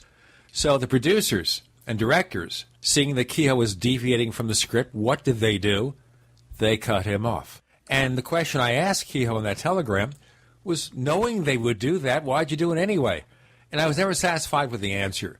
I know he felt that he had to get the truth across, but didn't it occur to you that maybe, just maybe, this wasn't the way to do it, or maybe he thought this was a good thing, you know? Do that, get the publicity, draw attention to himself. Well, I mean, we know what he said. I mean, I think the text of what he said is known. It's not. It wasn't anything earth-shattering. Right. But it was in his book. To me, it was in his book. What I was wondering was just why that episode has never taken on the sort of the public fascination that something like Roswell did. Maybe not as important as Roswell, but to me, it was a cool, spooky. If I'd been watching at the time, I would have. I think it would have carried some emotional weight. You know, I remember reading it in the book and asking Kehoe about it. I thought it was just one of those things. I thought that Kehoe, you know, could have done it better, or if he was going to deviate from the script, in doing so in a more subtle fashion. But by being outrageous about it, maybe he hoped he'd draw attention to something. And it didn't work. As you say, you're the first person who's been on the Paracast to mention this episode. You're the first person who's mentioned it to me in the past 30 or 40 years. Yeah, well, you know, I got super fascinated with all those early cases, and that's really what I know the most about, particularly the stuff that was around the Otis Carr stuff. And so I'm fascinated by all of those. Every one of the classics to me are interesting and worth talking about, even though I think that many of them have conventional explanations. Well, one of the things I wanted to get into is your motivations, and it's something that we've kind of talked about at forum.theparacast.com on a number of occasions. And one of the things that early on that I found out about you is your association with the Association for Rational Thought, and your interesting little project that you spearheaded back, it's almost 20 years ago, called Skeptical Blurbs. Why don't you give our listeners a sense of where that idea came up with, kind of give a definition for us, and let's maybe talk about your motivations, your thinking, and how that type of approach has ebbed and flowed through the last 20 years. Well, yeah, I was a member of the local skeptical group, and the local TV stations would frequently run stories that were credulous, to say the least, things about ghosts and things like that. And specifically, we thought, well, it'd be great if we could respond to these stories, but you never know exactly what they are. But there's something to do with the paranormal, and nobody does this as a full-time job. So it would be nice if we had maybe something we could fax. This was back during the time when you would fax something. If we could fax one of these sort of position papers, sort of just the skeptical side of Loch Ness, for instance, or the skeptical side of Bigfoot. If we could just fax that to the TV station and then offer up someone from the group who maybe could talk about it to give the skeptical side of it. I think that was really the whole motivation of it. And I don't think it ever worked. I don't know that we ever actually used it or did it, but a few of us wrote some of those skeptical blurbs, which are sort of like encyclopedia entries, skeptical encyclopedia entries for various paranormal topics. So. In show business, we call them boilerplates or something. Yeah, fixed response in case something is published that's ridiculous. But most TV shows, when they get into something that's paranormal, they're in it for the entertainment. They're not there to investigate or tell us about something strange and unknown. Well, we were not back in 1993 when this was originally proposed. It was a different world back then, Gene. It wasn't until the mid 90s, late 90s that Hollywood realized, hey, people really are into this stuff. Let's jazz it up and make some dough. Yeah, but in those days they just smirk. You'd have the talking heads or the happy talk people. Remember the happy talk newscasters? You still have them, where between talking about ambulance chasing, murders and accidents and wars and famine and everything else, they would throw in as kind of a human interest story something related to maybe the paranormal or someone saw UFOs, but always with a smirk or a snicker. Well, nearby here in Columbus, there was a famous story of a girl who supposedly was possessed, and that there were, poltergeist in the house and so forth, throwing things around. And I think James Randi went up there. He had the guys from the news station leave the cameras on while this girl, it was a teenage girl. Typically these poltergeist cases involve teenage girls. But he had them leave the cameras on, and they caught her plain as day throwing something, and then pretending as though while no one was looking, pretending as though it was a ghost. And those kinds of stories, I think, were on the air, in local news anyway. What do you think of poltergeist cases? There have been some very, very impressive documentation of cases going back over 100 years. I mean, where do you come down on some of that? Do you think it's possible for some sort of manifestation of physical effects by a troubled teen, which is a commonly accepted explanation for real poltergeist cases? Do you even feel there are real poltergeist cases? I haven't seen any evidence for any, and I haven't seen evidence that I thought was compelling for any, but I'd be open to seeing any evidence like that. I became, in addition to my interest in UFOs and Otis Carr, I became like super interested in the 1888 formation of the Psychical Society in Britain. And I read a lot of stuff about that, and there's some very interesting, formative ideas about ghosts and about spirits and that sort of thing. So those kinds of things are interesting to me, but all the evidence is, it's just not up to snuff. You don't think there's any such thing as a true haunting or any sort of unexplained manifestation of effect that can be documented in scientifically? I haven't heard of one. Well, that's interesting, listeners. Take notes. Lance Moody is at forum.theparacast.com. I'm sure he would be more than interested to have anybody send him scientific proof that there is some sort of phenomenon called poltergeist. My blog site might give you an idea of my thinking on the ghost, which is, notaghost.com. So that might give you some feeling about how I feel about ghosts. Pretty self-explanatory there. You really have like Gene and I, a bit of an issue with the plethora of ghost hunting shows out there, and now they're using that same kind of boilerplated reality show approach in Bigfoot and UFOs, and UFOs. Yeah, poor James Fox. What do you think of chasing UFOs? That was amazing. That whole thing. I don't know if you heard that stuff with Paul Kimball and James Fox, but that was embarrassing for him. He essentially, he seemed to have threatened Paul Kimball with physical violence because Paul. Yes, that was a rather low point in the initial backlash from the show being aired. Of course, we were the first ones, I think, Gene, right, to have James Fox on just prior to the first episode. Yes, we were, and we'll cover more of this in a moment with Lance Moody. Joining Gene and Chris, you're in the Paracast.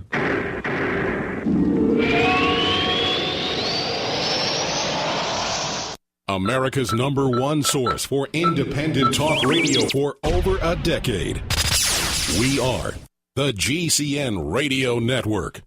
Whether it's personal mail, whether it's business email, you want reliable, dependable delivery, freedom from spam, freedom from viruses. Well, Polaris Mail offers professional email hosting services for your personal or small business use. Each account uses 25 gigabytes of storage, an easy-to-use webmail interface, and full mobile sync. Sign up today for a 30-day free trial at polarismail.com, polarismail.com. So here's what happened. I was placing an order online. The site went down. It just stopped responding. It took hours before it returned, but I'd already placed the order with another company. If your site goes down, you could lose business. And if you have a business or personal site, you'll want to know it's easy to run and it will stay online. At iWeb, your site is hosted on one of the most reliable networks in the world. Check it out. iWeb.com. That's iWeb.com. For all women and men who wish their fingernails were harder, this Christmas, wishes come true. Introducing Nails of Steel, a new revolutionary nail hardener. Nails of Steel puts muscle into your soft nails with a creamy, rich, natural herbal formula that is antifungal, hypoallergenic, and biodegradable. Just massage a drop of Nails of Steel over your natural or polished nails and go. With Nails of Steel, there's virtually no drying time. Within the first week, you'll notice your nails getting stronger to eliminate breaking, chipping, splitting, hangnails, and fungus. Nails of Steel makes a great stocking stuffer for women or men. And right now, get 3 1-ounce bottles for only $74.95. That's about a $5 price break on each bottle. That'll last you for months. Visit nailsofsteel.com. That's nailsofsteel.com. Nails of Steel. It's like a salon in a bottle. Attention, this is an announcement for our listeners who drive gasoline vehicles. Federal Consumer Protection has confirmed that there is now an automotive accessory that exceeds its own fuel-saving claims. Consumer Protection has confirmed that most gasoline vehicles will get 22% more miles per gallon with an accessory called Platinum 22. To find out if Platinum 22 will give your vehicle 22% more miles per gallon, you should call 1-800-LESS-GAS. You heard me correctly, 1-800-LESS-GAS. You heard me. Federal Consumer Protection has confirmed that the Platinum 22 accessory will deliver 22% more miles per gallon to most gasoline vehicles. You should pick up the phone and call 1-800-LESS-GAS to find out if it will help your vehicle. That's 1-800-LESS-GAS. 1-800-LESS-GAS. 22% more miles per gallon. 1-800-LESS-GAS.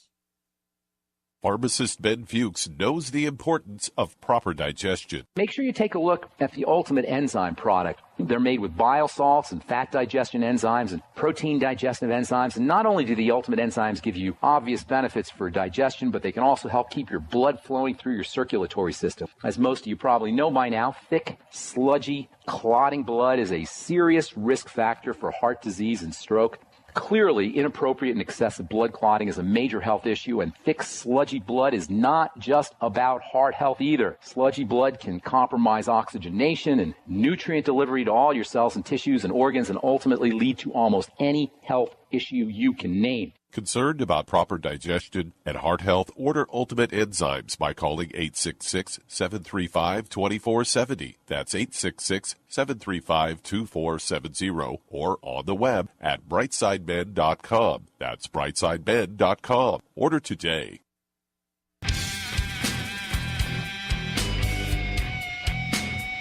This is Kurt Sutherland, the author of UFO Mysteries, and you're listening to the Paracast.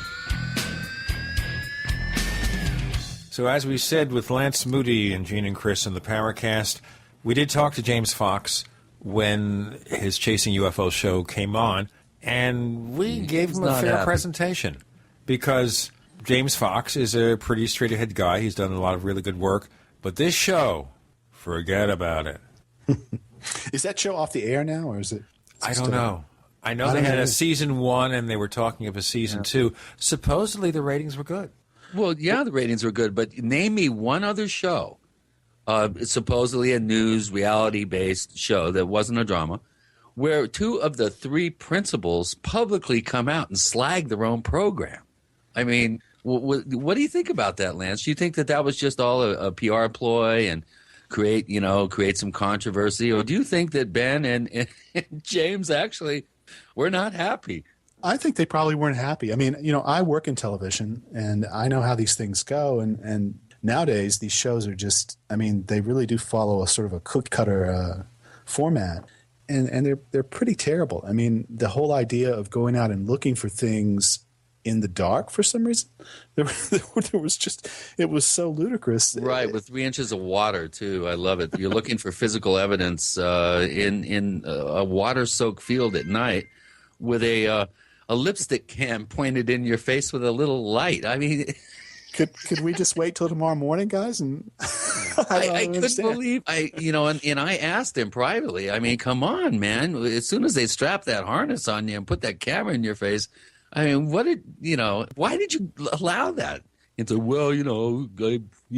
that's what they wanted. So, and it's a bad position to be in. He's in a job. I really feel for the guy. I really like James. He's he's actually a very good researcher and a very good journalist. He does dig into things pretty well. Of course, you would have problems with Out of the Blue and some of the other documentary work that he's done, I'm sure. But the cream rises to the top, and I've always considered James to be one of the guys that, hey, if you're gonna get into this subject and watch and try to determine whether you want to believe or not, he would be one place that I would suggest going, because he is a very good filmmaker. Well, people love this stuff. I mean, they love those shows for some reason. Whenever the only thing that people ever read at my blog is the review I wrote a long time ago about Finding Bigfoot. And every time that show comes on, I have this huge spike in hits where people I guess they're just going on looking for a review.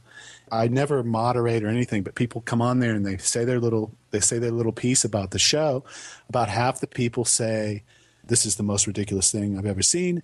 And a lot of people say that, it's entertaining, it's fun to watch. And I don't get a lot of people who say, I believe this, I believe in this show. I think people just like to be entertained. And I have to tell you, when I was looking at those ghost shows, when I first started my blog, I thought we'd write just reviews of these ghost shows, but that quickly ended up being a dead end because there was nothing much to write. When I watch those ghost shows, they are kind of fun to watch at first. But after a while, you realize, oh, my God, this is the exact same thing that happened last week. We're not going to see anything again. I think they're entertaining for just a certain segment of people. They just enjoy them. And I don't think it means dumb people or anything else. I just think that sometimes it's fun just to to sit back and have a silly story told to you. You know, it's interesting just in passing that Paul Kimball complaining about James Fox and his reality show. Of course, Paul Kimball was involved in his own ghost-type reality show at one time, too. Yeah, I never saw that one, but, he was doing that as a job, too. It's a job, and I don't know that he did anything wrong in that show or anything else. I think those shows are kind of silly, and I don't think they ever come up with anything in the form of evidence. But they can be fun to watch in small amounts. Well, I know a lot of people like the reality shows. I could never get into reality shows. I never watch them. I don't watch Survivor and all these other crazy shows. I'm just not interested. Certainly don't watch the Jersey Shore Girls or whoever they are, or the Real Housewives of Brooklyn. There may not be any show like that, but I have no idea because I don't watch them. I haven't had TV in almost 7 years. Oh. I don't want it. Well, maybe that's part of the problem. Maybe I'm just, I have a good friend who dogs me about that. Well, you never know what's going on. And I said, I know more about what's going on in the world than all you know is who's the Final Four on America's Got Talent. It's like, I don't know. What do you think of the media? I mean, you're in television. I mean, what do you think of this Gangnam? Just huge. I mean, we're talking. Oh, you're talking about Psy. He's a South Korean rapper, and I've seen him in interviews. A smart guy. He was educated in the U.S. The South Korean MC Hammer. He does that riding the horse dance. Right, exactly. He is a good dancer, and he's kind of a short, stocky kind of guy, and he seems to just be, enjoying it all, taking it in because he doesn't take himself seriously. Actually, the number of downloads is something like 500-600 million, but that's a lot. I really enjoy documentaries, and I saw one recently that starred Mr. Chris O'Brien. It was the Louis Theroux documentary on UFOs. I thought that was fantastically fun. I thought Chris came out looking well. I have no problems with what. Well, it was a comedy show, and I ended up turning the comedy around on the comedians. What was your experience? I've never heard you talk about that. What was your experience on that show? Well, it's interesting you should ask. Because everything was all done last minute. They were actually flying back from Las Vegas to London. They had been out to my house for 2 days trying to get some comedic fodder, and I just wouldn't give it up. And I just turned the tables on them the whole time, and they got pretty frustrated and finally left. But with the promise, if something did occur, to give them a call if they were still in the States. Well, just as, Providence would supply, I had a very, very intriguing cattle mutilation case. It was reported to me by the Alamosa County Sheriff. I went out and checked it out and said, hey, Louie, if you're still around, come on out. It's not going to be fun, but, you wanted me to call you? Come on out. So they came out. It was just above freezing, 40-mile-an-hour wind, nasty, no trees, no cover. The anus of that cattle was blowing out big gas bubbles from the fermentation of the vegetable matter in the stomach. The rancher's dog licked the blood from the eye socket that had apparently appeared to have been excised around the flesh around the eye and the mandible. The tongue was gone. And just watching these guys puking, getting sick, saying that image will remain in my memory banks for the rest of my life. Yeah, it was just, I was howling. Me and the rancher, the rancher was really ticked off that the case happened to his best breeding cow.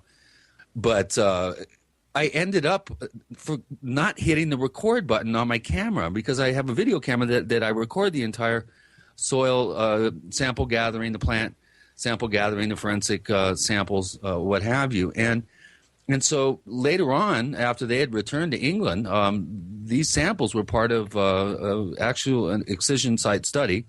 And we found some amazing scientific anomalies, actually. Of course, Lance would probably have a problem with the results, but probably. I was proud. I was proud to be involved in the study, and I had the BBC actually document it.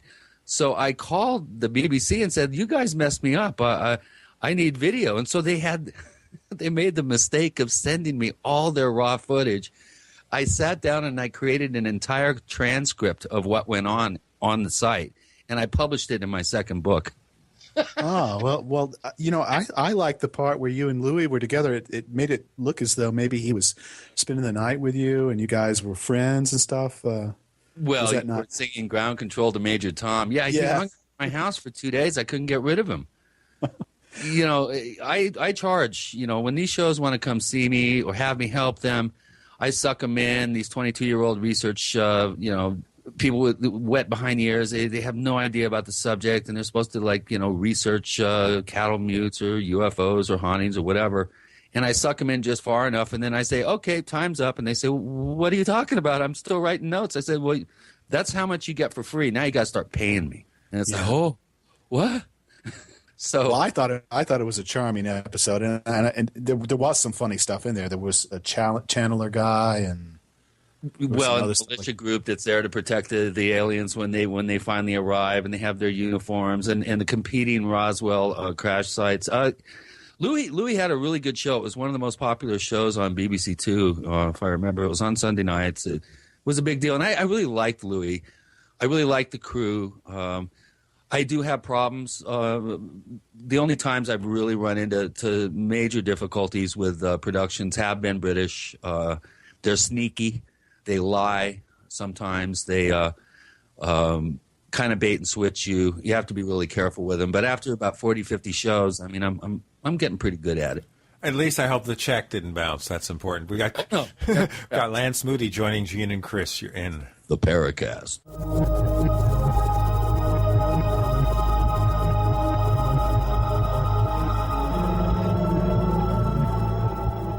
Are you tired of searching for great talk radio? Something more important. Search no more.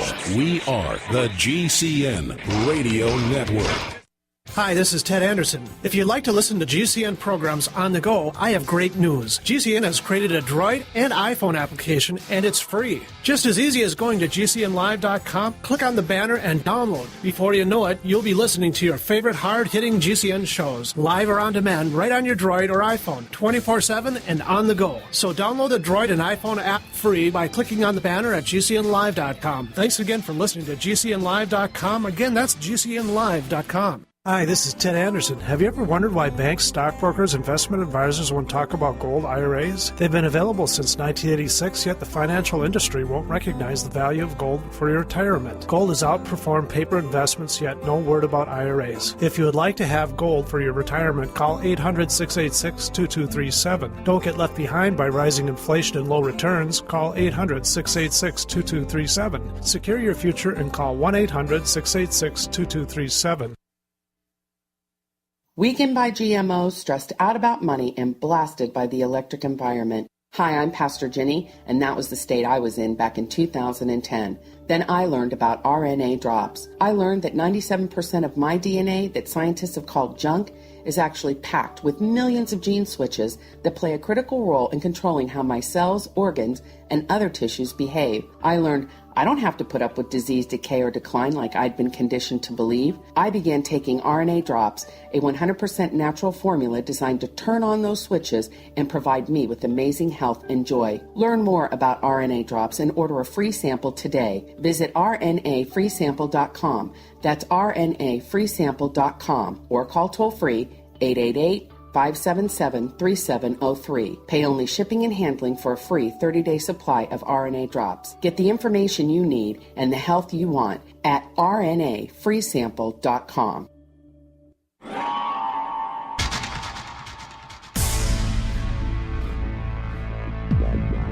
Welcome back to the Paracast, the gold standard of paranormal radio.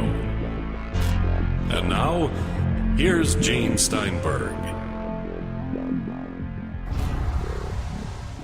Now, when Lance Moody joined us, he said, I have never been on a 2-hour or 3-hour radio show, and I don't know if I can hang in for all that time. And I said, you know what, Lance, here's the deal.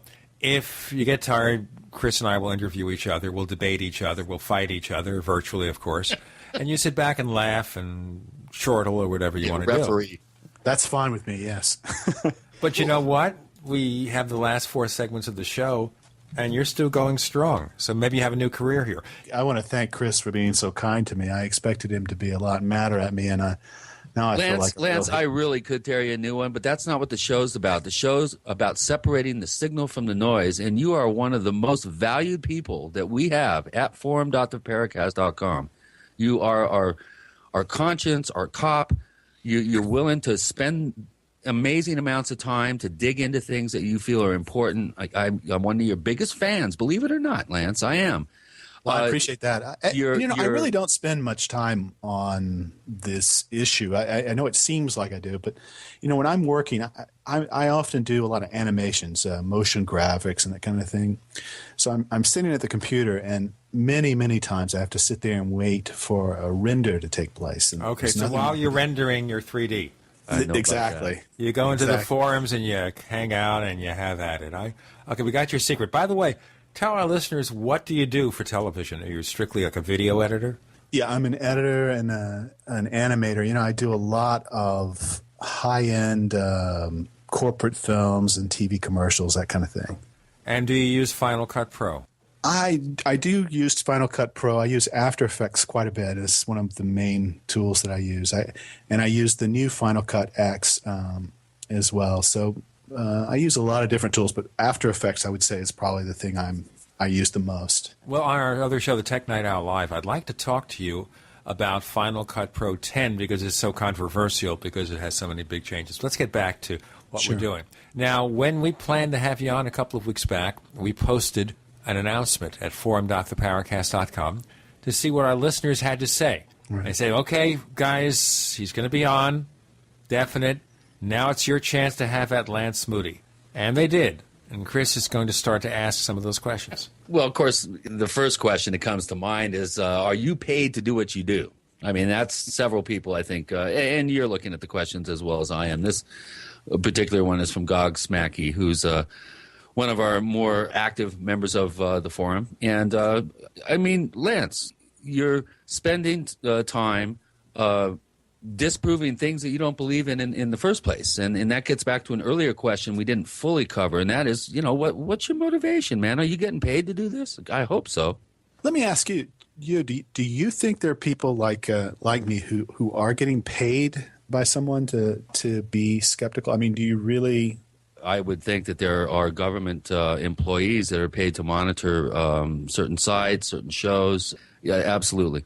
But specifically, though, the paranormal or the Paracast, do you think that someone might be paid to? I'm just asking. I'm not accusing or anything. I'm just wondering if you really think someone might be getting a paycheck to talk about skeptical issues. Well, if you want to put it that way, no, I don't. But I do, without any hesitation, think that there are counterintelligence individuals within the intelligence community who are tasked with monitoring, keeping their pulse, finger on the pulse of the paranormal, finding out how floating trial balloons, putting out red herrings, disinformation programs, monitoring the response, seeing how it spun. You're darn tootin'. Well, to answer the question, no, I don't get paid for it. It's probably, it's sort of a hobby. It's probably some kind of character flaw that I have. It's a lot of different things. Just passing the time is the reason I sometimes, and I have to say I don't participate as much as I used to. I don't know if you've noticed that or not, but it's much less than I used to on the forums. Yeah, it's only when I come up with something that you dive in and start dogging me. Damn, you're like a pit bull, dude, and you get pretty rude too. You're like a puppy dog on the show here, but man, I'll tell you, you are very, very artful the way you use your passive-aggressive technique to ignore all the good stuff that I think is important and just look for those chinks in the argument, chinks in the armor, and just start drilling down on it, drilling down, exclude everything else, just drill down on where you see the weak points. And that to me is a little disingenuous, but that's only my opinion. Well, I think that some of that is valid. I mean, I think that sometimes, like I said, it may be a little bit of a character flaw, but when people, there is a desire sometimes to set the internet straight, and I have thus far been unsuccessful, but I have tried. Well, you can be, I mean, you're very good at skirting that line between ad hominem attack and character assassination. You become a master at it, and I've been taking notes, dude. I understand. I'm actually getting pretty good at it too. So I love our repartee. I mean, it might come across as real mean-spirited sometimes and personal and all this, but I do this and laugh. I mean, to be honest with you, Lance, the vast majority of these subjects and people involved with these subjects and the cultivation of popular, delusion, if you will, to me is fascinating. And like you, as you mentioned at the top of the show, I'm really fascinated by the individuals in this field, how certain memes are propagated, how memes somehow get attracted and kind of coalesce together. This is endlessly fascinating to me, and I think we're dealing with a very important period of societal and sociological development of belief systems on the planet. And this whole 2012K thing, as I like to refer to it, is a classic example of that. But, people want to know why you care.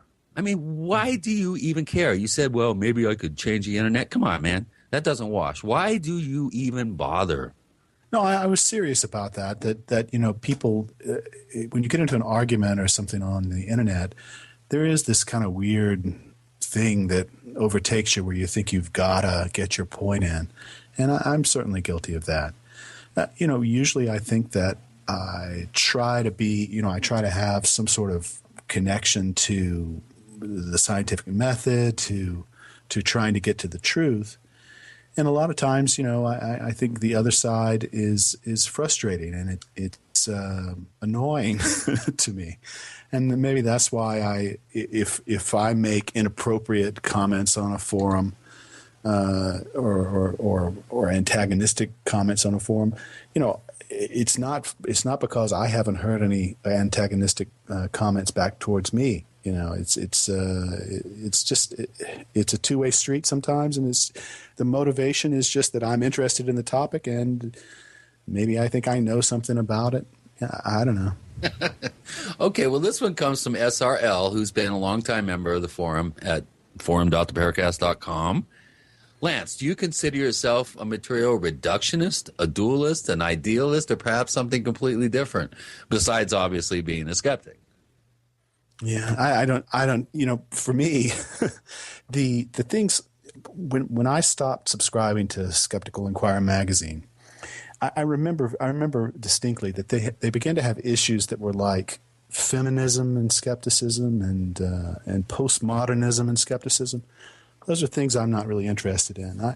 I'm interested in sort of nuts and bolts things that can be checked or not checked. And I think almost always you'll find me, if I'm arguing a point, I'm arguing the point of something that somebody's claimed that could possibly be checked or not checked. And that's really where I come from. So I don't even know what those terms mean, to tell you the truth. Here's another question from Polterwurst, again, who's one of our more active members on the forum. Lance, have you ever had anything happen to you personally that made you wonder if there maybe is something to UFOs or the paranormal after all? Something in your life, I add, you couldn't satisfactorily explain even after doing some research? And Lance will answer that question in a moment. We want to give you a reason to listen to the next segment and to keep on listening. We have Lance Moody, skeptic, joining Gene and Chris. You're in the Paracast.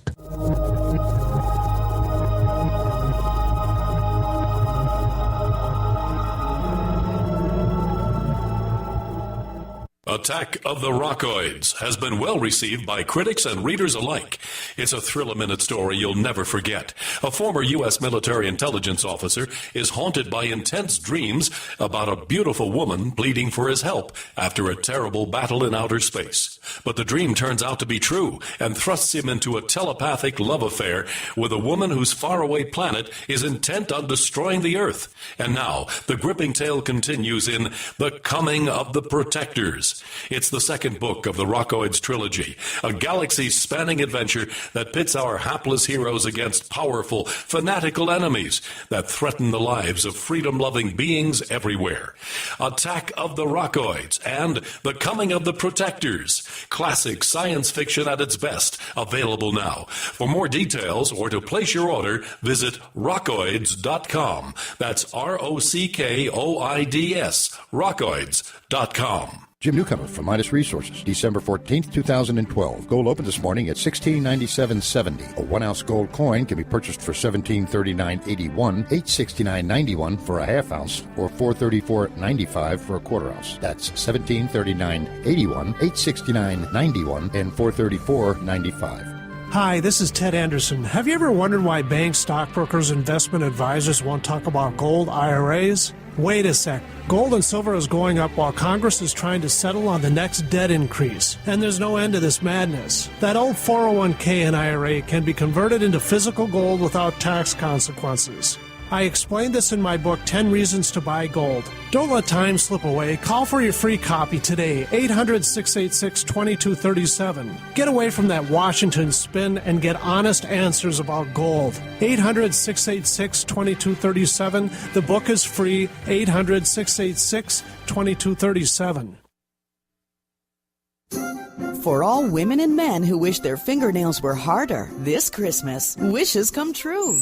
Introducing Nails of Steel, a new revolutionary nail hardener. Nails of Steel puts muscle into your soft nails with a creamy, rich, natural herbal formula that is antifungal, hypoallergenic, and biodegradable. Just massage a drop of Nails of Steel over your natural or polished nails and go. With Nails of Steel, there's virtually no drying time. Within the first week, you'll notice your nails getting stronger to eliminate breaking, chipping, splitting, hangnails, and fungus. Nails of Steel makes a great stocking stuffer for women or men. And right now, get 3 1-ounce bottles for only $74.95. That's about a $5 price break on each bottle. That'll last you for months. Visit nailsofsteel.com. That's nailsofsteel.com. Nails of Steel. It's like a salon in a bottle.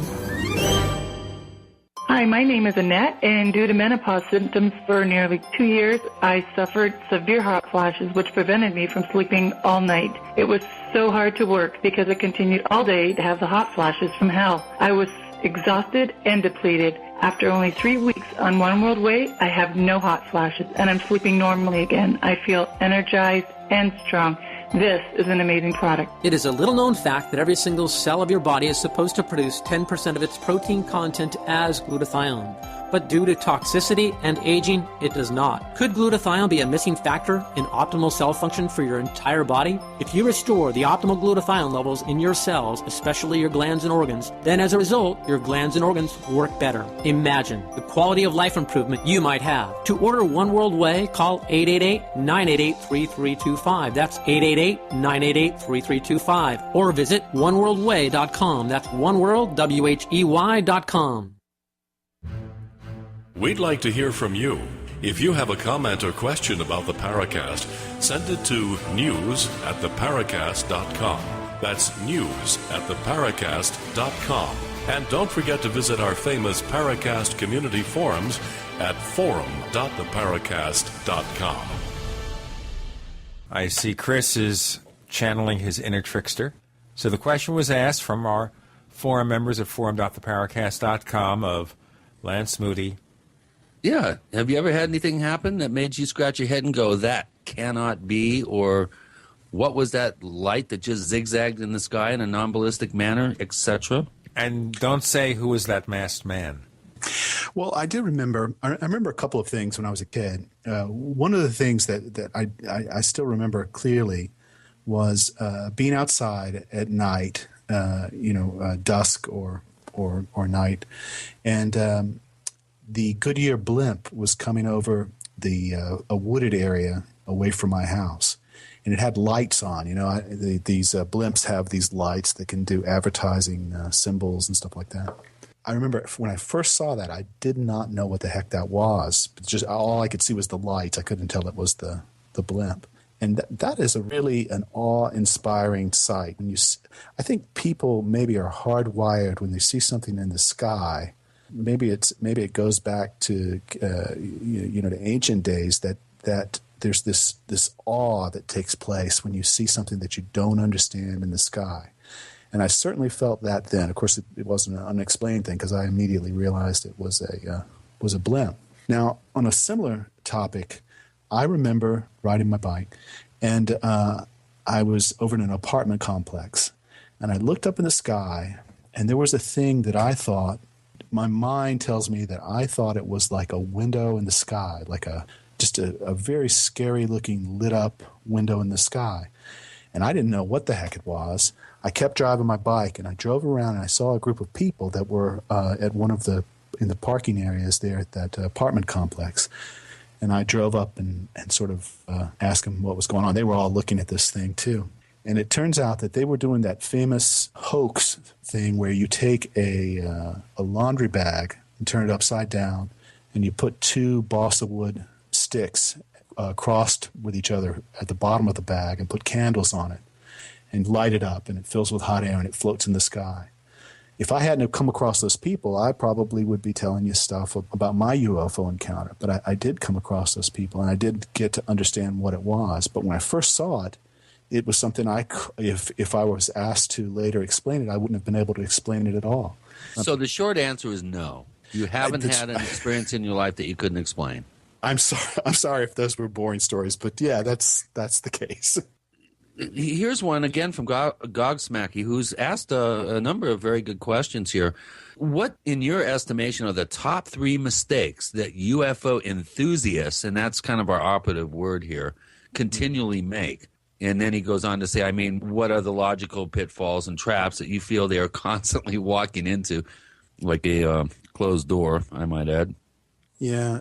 So like, for instance, people ascribe intelligence to the things, to lights they see in the sky.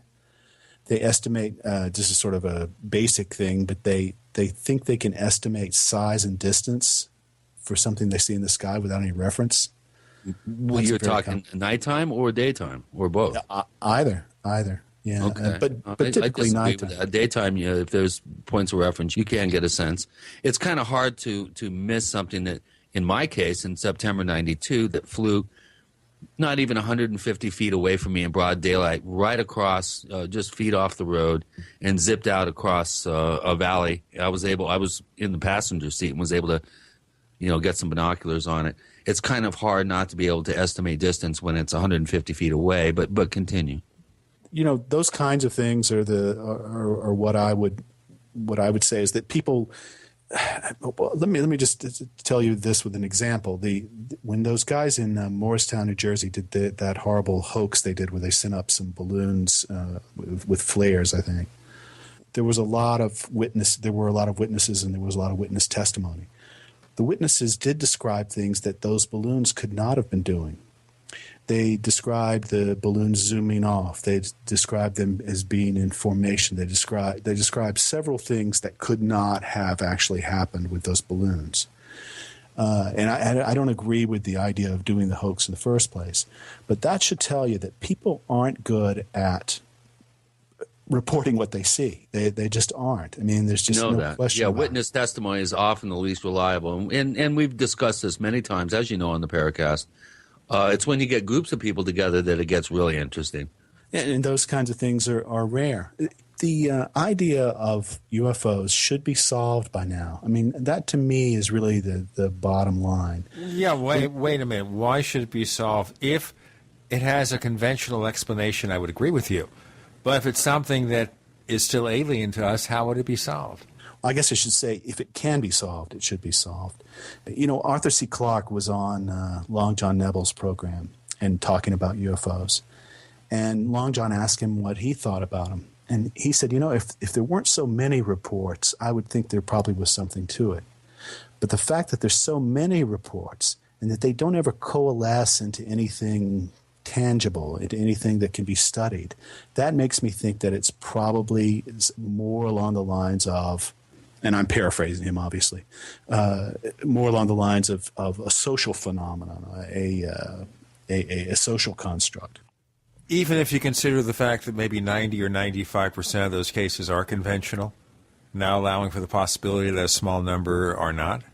Yeah, exactly. I mean, I think it's much easier. I think I hear that argument a lot, but why would you go in the direction of, if you've got something where you're able to throw away 99% of the cases or whatever the percentage is? I think that percentage thing is sort of a misleading number. But wait a minute here. All you need is one real case to have a mystery. Fine. In the Air Force themselves said that, 5% were true unknowns. Well, here's an example for you, Lance. I mean, I had and still do have an extensive network of skywatchers in the San Luis Valley, which I consider to be a UFO hotspot, if you will, a paranormal hotspot for that matter. And how can we have waves of activity with as many as 17 calls, I think was my record for one day, and then all of a sudden everything drops off and you don't have a call for months? Well, I don't know. I don't have an answer for your specific case. I mean, I can tell you that, the classic example is there was a zoo in, I believe, Denmark, and the zoo had a red panda that escaped. And they reported this escape to the newspapers. The newspapers published this along with a description of the animal. People began to see the animal all over the place. They began reporting the animal over and over again. There are no red pandas, I might add, in wherever this was, Denmark. But it was subsequently found that the panda was killed very near the zoo. It was killed at a railroad track very near the zoo very soon after it had escaped. The reports continued until the newspaper finally reported that the panda had been found. People weren't seeing a red panda, but they were claiming that they were seeing a red panda. So therefore you're saying that if something unusual is reported, it's going to be like sympathy pains. Other people will see it too. Yeah. Well, as soon as the media gets involved, I mean, that obviously. We have Lance Moody, skeptic, joining Gene and Chris. You're in the Paracast.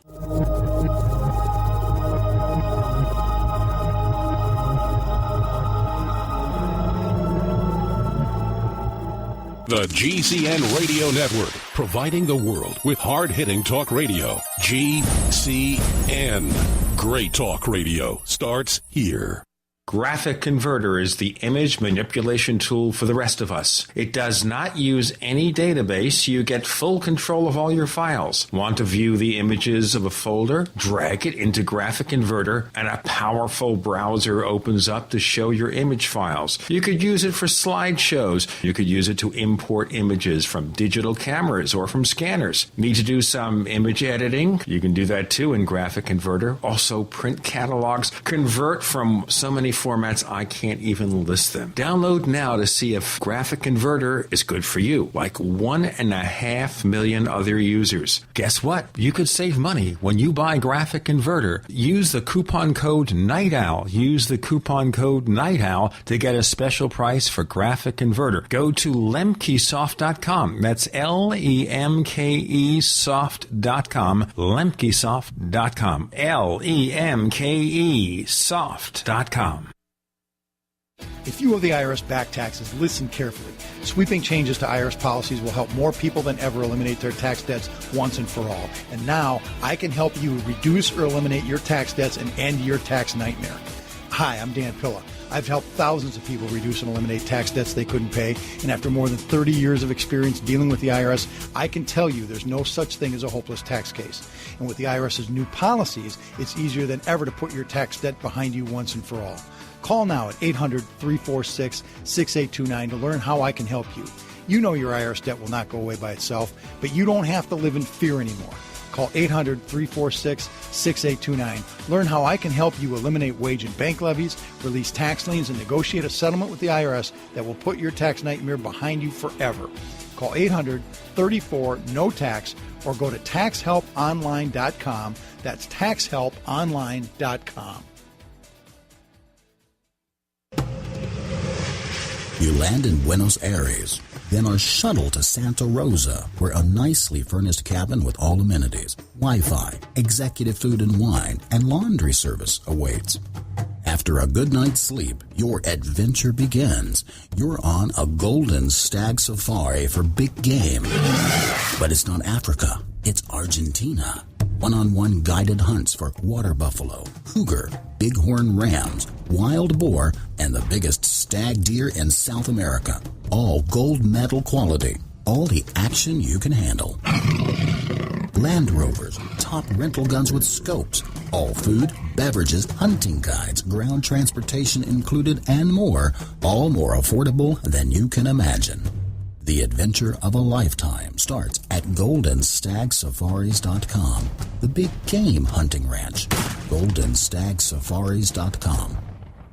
Millions of people are going to get sick this winter from colds, flu, and other illnesses. Don't be one of them. Protect yourself with Supernatural Silver, a revolutionary new broad-spectrum antibacterial solution. Recent advances in silver technology have resulted in a silver solution that can be used daily to prevent bacteria, viruses, mold, and food poisoning, and help improve wound healing. Supernatural Silver is safe enough to consume every day, while powerful enough to destroy the causes of many serious diseases, such as strep, staph, pneumonia, colds, flus, and other harmful pathogens. This new technology has the ability to terminate entire colonies of harmful bacteria at several hundred times the effectiveness of colloidal or ionic silver solutions. The Science Digest Journal says silver is our mightiest germ fighter. It is virtually non-toxic and is emerging as a wonder of modern medicine. Go to supernaturalsilver.com today and use the promo code SILVER2012 for 20% off. That's supernaturalsilver.com, and like us on Facebook.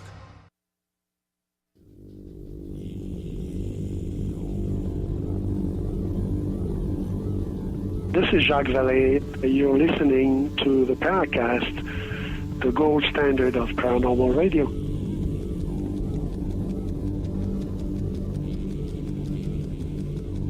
With Lance Moody joining us, we're pointing out, as I said, and Chris was going to pick up on this, sympathy pains, I would call it, where someone sees something strange, and then lots of people see it, and you wonder, is it just mob rule or what? Well, it's the media. As soon as the media gets involved, then people, become aware or are motivated to be more aware of their surroundings, and maybe are excited that maybe they're going to see something too. And then you do see a spike in reports and that sort of thing. The same holds true in the cattle mutilation phenomenon. After you have a high strange case or two, and it hits the papers or makes the rounds of the rumor mill, the ranching community, and then does have some press, some ink is spent on it, then every dead cow seen by an untrained amateur eye appears to be mutilated. And believe me, I put 300,000 miles on my truck in 6 years, chasing around after cases. I mean, I drive an hour and a half and get to a case and go, what am I doing here? So there is that kind of snowball rolling down the hill, I think, effect that you're gonna just, it's built into the scenario. As soon as the media gets that word out, that's why I think it's important for investigators to not immediately go to the media. I mean, I could start naming some names here of investigators that do this, because as soon as the media gets involved and starts propagating, your particular pet theory out there, then that's going to create potentially a lot of time wasting. So I think it's important. The scientific method, as Lance, and other skeptics are continuously banging us over the head to remember, is a point well taken. We need to get all the information. We need to do all the serious field research and investigative work, and even the analytical work, before we start to trumpet whatever case we're really jazzed by and all that. And early on, I was guilty of this before, I quickly learned better, and learned that was just going to make more ridiculous time-wasting work for myself. So it's a point well taken. This recent story about this supposed Bigfoot DNA sequencing is a perfect example. Nothing has been revealed. There is no story at the moment. And yet I heard a guy on the Paracast a week or two ago talking about all the things that were going to happen, that not only has there been no actual paper released, but I've heard from other people, actual doctors who, their job is sequencing primate DNA. This was on the show called Monster Talk. This guy, he made it very clear that not only is there no story yet, but that the press release that's been put out is nonsensical. It doesn't even make sense to a person who's actually trained in that. I hope they didn't use the word angel DNA as has been claimed in the paper, because, boy, that's not going to get any peer review at all. There's no chance of it. And the idea of this lady who, my understanding is that she has seen Bigfoot but been ordered not to take photographs of them, that she's, I don't know, has somehow communicated with Bigfoots. To me, it's such a silly story. And would you really want to get your information about Bigfoot from a veterinarian who uses DNA to establish the breed of dogs? That's her use of DNA. Or from a guy that is the premier researcher in that field, which is this Todd, I believe his name is Todd DeSoto. You know, to me, it's just amazing that people even, and I think this is one of the things that maybe people complain about skeptics, is that, yes, you know, often I have like a very negative reaction to something maybe that you say, for instance. Oh, I think you're kind of understating that a little bit. But the reason is that I've seen it so many times before. I think I earn my annoyance by the fact that this Bigfoot story, I've seen 10 different Bigfoot stories that are similar, like the guys that had the supposed frozen Bigfoot in their freezer that went on for a while. You know, well, we don't want to mention that one. Yeah, these things are just so dumb, and in particular, this Ketchum thing is idiotic. It's not a story. It's dumb, and I don't know why it gets attention. It's annoying to me that it does, and because it's not scientific. It's not how science is done. It has nothing to do with science. Well, you see, here's the point here. If and when an actual report comes out, if and when it has peer review, whatever, if and when you can actually look at some documentation to see what it's all about, then I think it's fair to talk about. Right now, we're just whistling in the dark. Another question, Chris? Here's another one from Gog Smacky. It's a good question, I think. Have you ever disagreed with other skeptics? And I'm kind of paraphrasing a long question, but do you think the skeptical community is always honest? Do you think that there are some people that are out there possibly twisting things a little bit to make a point? Or do you think all you guys out there are just straight ahead, straight shooters that are not, ignoring certain, let's say, telltale evidence, that sort of thing? For instance, in the Skinwalker Ranch case, I haven't seen the skeptics really take on the National Institute of Discovery Sciences and world-class science that supposedly was occurring up at that ranch for a decade. Do you think that there is maybe a little bit of confabulation and twisting of stuff in the skeptical community? Well, as to the question of whether or not we disagree with each other, yeah, I think that does happen. It's frequently I came across people in the skeptical group, this local skeptical group, who they weren't, to my mind, skeptics, because they might have been skeptical in one particular subject, but they weren't skeptical about, maybe they agreed with me on UFOs, but they had a ghost story to tell me or something like that. So yeah, I don't know if there is really like an actual specimen, skepticism, a specimen that is a skeptic, right?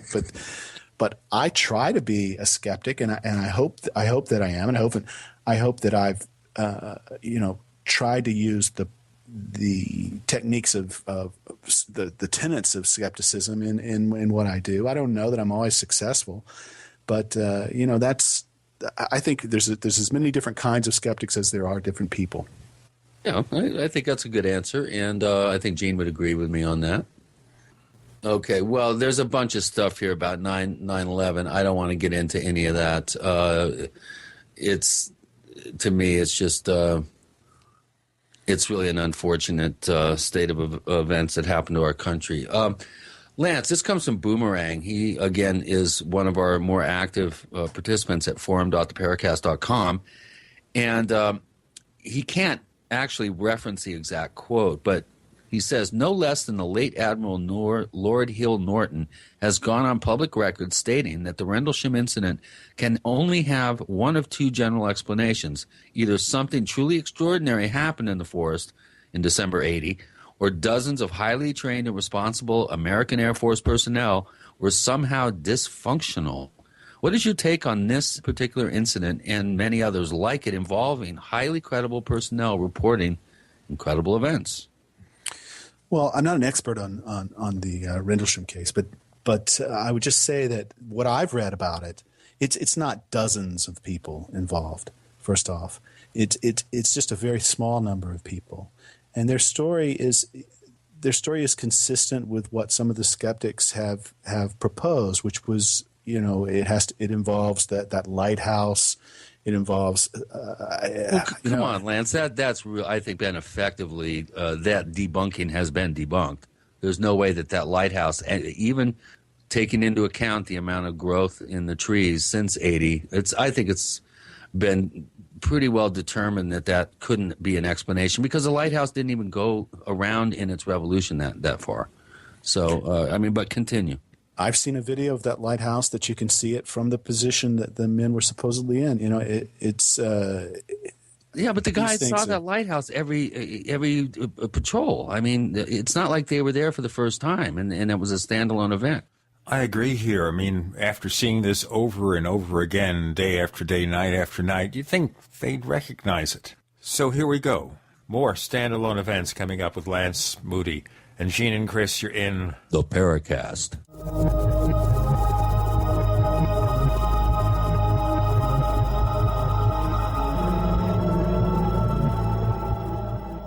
America's #1 source for independent talk radio for over a decade.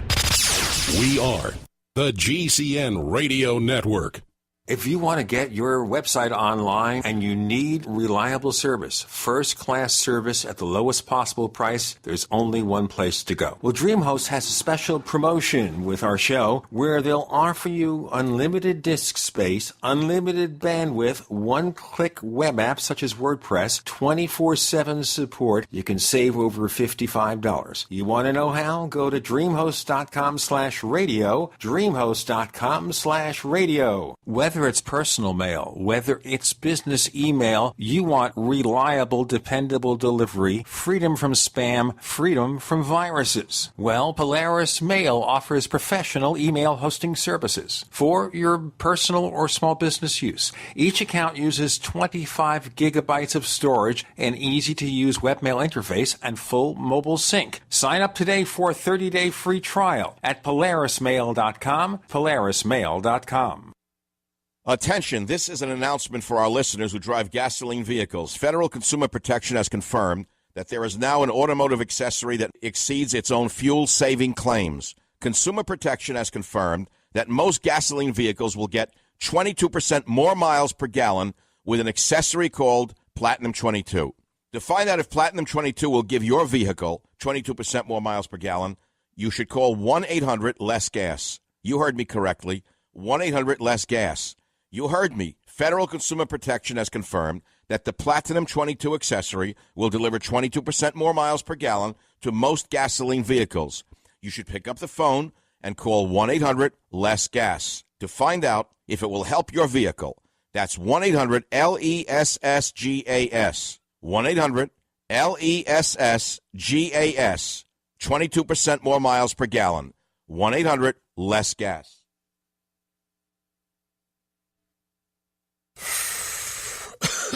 Are you still a traditional smoker? Now experience a new lifestyle and try vaping with e-cigarettes by LeSig. Imagine no ashes, stains, nasty smell, or coughing and hacking. With LeSig e-cigarettes' revolutionary microelectronic technology, rechargeable battery, and unique replaceable cartridge, you'll get all the benefits and satisfaction of smoking without the hazards. Choose your taste from a wide variety of our new American-made vape-free e-liquids at LeSig.com. And LeSig smokes the competition by serving thousands of worldwide customers with real people customer service, fast, free, same-day shipping, and a 30-day warranty and satisfaction guarantee. So are you ready for a new vaping lifestyle? Then call 870-518-4307. That's 870-518-4307. Or visit LeSig.com, spelled LECIG.com. LeSig e-cigarettes for today's modern smoker. Alex Jones here with a message that could revolutionize health in this country. Going back about a year and a half ago, I began to learn about the incredible health effects of longevity products. Aaron Dykes lost 92 pounds. We're going to show you some before and afters. Aaron Break down what happened, your story. I've worked really hard with diet and exercise to try to lose weight, but I just didn't get the results. It just didn't happen. Then I saw what you were doing with InfoWarsTeam.com. I wasn't even trying to lose weight, but I got it because I wanted to feel better energy. I wanted that nutrition. Didn't even understand how that could kickstart my own weight loss goals, but the products did that for me. I found myself suddenly losing weight, more energetic, wanting to exercise, wanting to eat the right foods. And they don't even advertise it as weight loss. I want to challenge our radio listeners to go to InfoWarsTeam.com.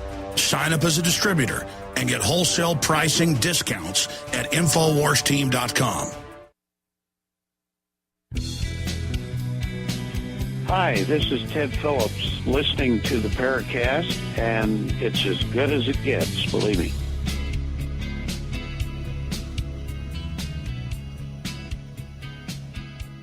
We have Lance Moody joining Gene and Chris on the Paracast, and we're talking about Rendlesham Forest and whether a lighthouse may have been at least partly responsible. Chris, you want to pick up on it, and then we'll have Lance's response? Well, again, I'm just reading questions here. I mean, Rendlesham to me is a very interesting case. I'm not convinced one way or another. I think there have been information over the years, similar to your description of Ralph Ring. Things have kind of grown a little bit, I think, over the years. But I do agree with Boomerang. This is a important case. And when an admiral goes on record saying, hey, either these guys are dysfunctional or something truly strange happened there. I mean, this whole skeptical argument that a lighthouse that's there every night is now all of a sudden going to be responsible for an event of this nature. And we do have very good documentation. We have audio recordings. We've got Charles Halt and other people that have come forward. Are there any cases, Lance, that you feel could possibly be the real deal? Let me just say, first off, on Rendlesham, I'm not up to – I don't have the facts in front of me. I'd be happy to talk about it. I have read about it and know more about it, but I can't just bring it to mind at the moment. As far as cases that I have cases that I think are really interesting, none that I think are unexplainable. I love the Valentic case. I love the Trent photos. I think all these things are cool. I love the Heflin photos, but that doesn't mean I don't think that they can be explained conventionally. Okay.